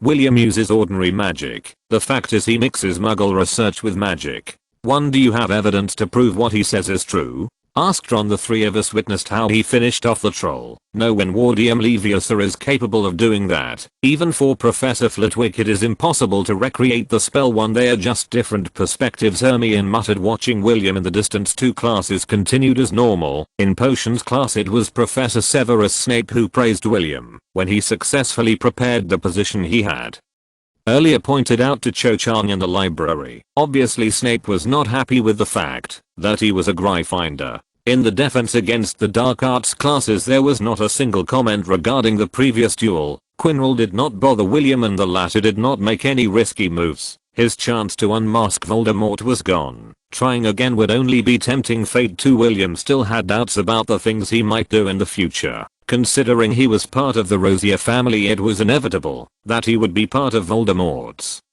little ruse in the future, at least if he did nothing. He had two options in mind: join the Order of the Phoenix or escape to the other side of the world and wait until the storm passes. The last option was really tempting, but William wanted to keep practicing magic and learn a lot more. He was slowly getting hungrier for knowledge, for running away was not an option, and joining the Order of the Phoenix would be ridiculous with his identity. He had only one option left: becoming strong by his own means, but it seemed unrealistic considering his chances. He had to identify a better plan while advancing the plot of the original story. 6. Chapter 24. Chapter 24. Pruner.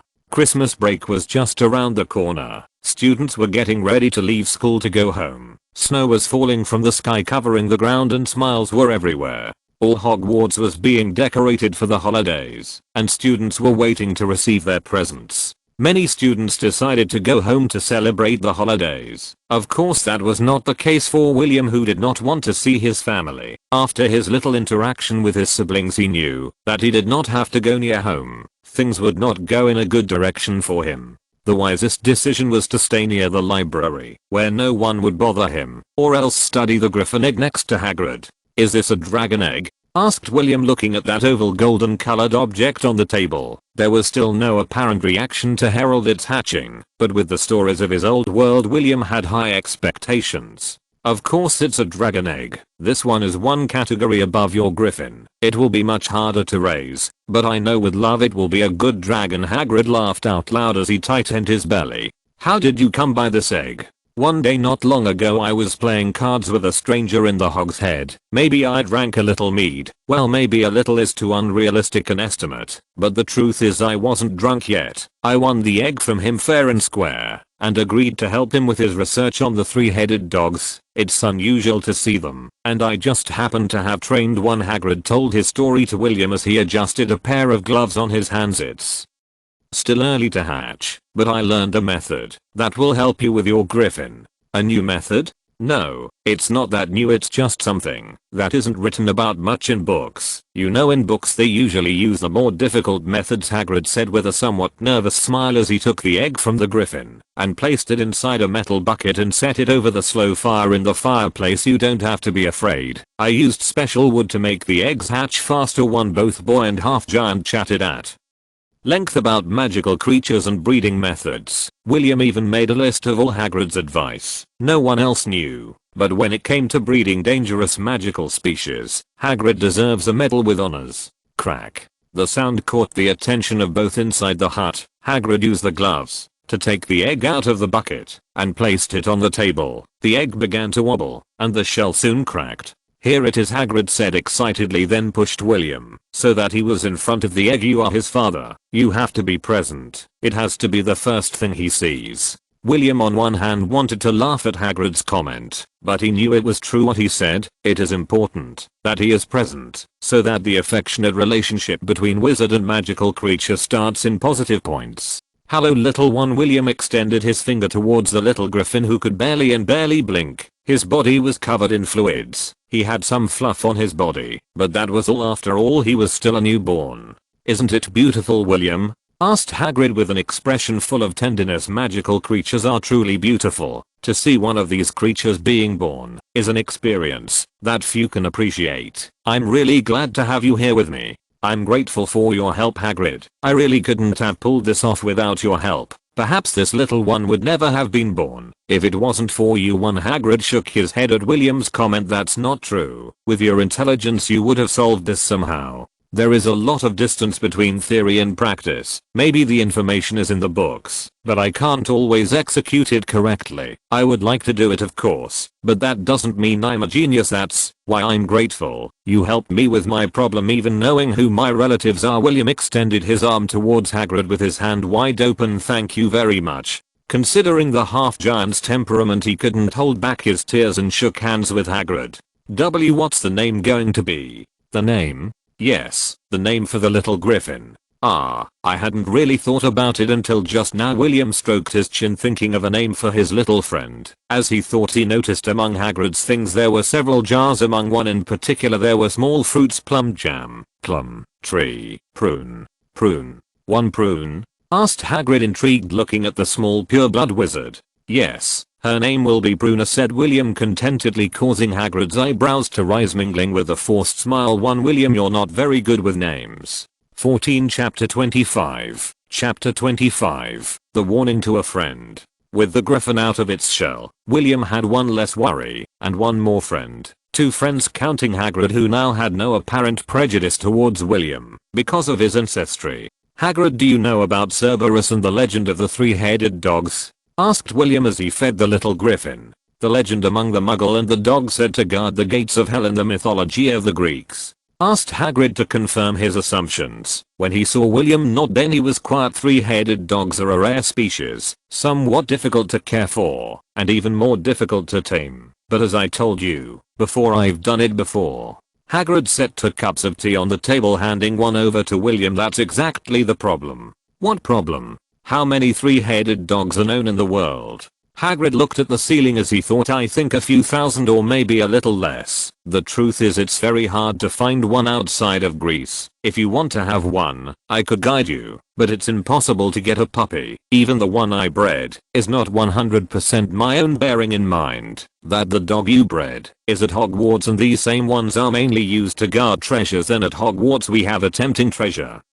If we place things in order, then there is only a range of possibilities, among them the sword of Godric Gryffindor and the Philosopher's Stone. The latter is a more viable option. William seemed to be rambling and placing things in order, as if it were a jigsaw puzzle.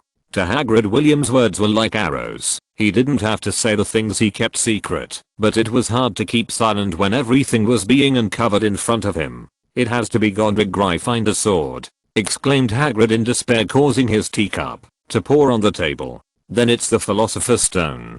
Hagrid sighed wearily. Why the stone? There are a few reasons. Headmaster Dumbledore and Nicholas Flamel have been good friends for many years. They both know about the Philosopher's Stone and its value. The camera they stole from Gringotts was part of Dumbledore's belongings. But there is one thing I'm still not clear on. For what could it be that's not in your scheme? Asked Hagrid, giving up on hiding the secret. William didn't seem to have bad intentions, and besides, he was just throwing guesses in the air. The identity of the thief. Anyone wants to have eternal life. You'd be surprised how many wizards want immortality, but here at Hogwarts no thief will be able to get in. Dumbledore, the strongest wizard of all, is at the school. No one would dare go against him. Hagrid spoke with blind confidence, and it was grounded, but in William's mind that was ridiculous. You're right, Hagrid, but I'm still a little unsure about the situation. Headmaster Dumbledore is the wisest and strongest wizard around. That I can't argue with, but the fact that you were asked about the three-headed dog worries me. William was honest. He knew about the plot, but he couldn't reveal everything from the start.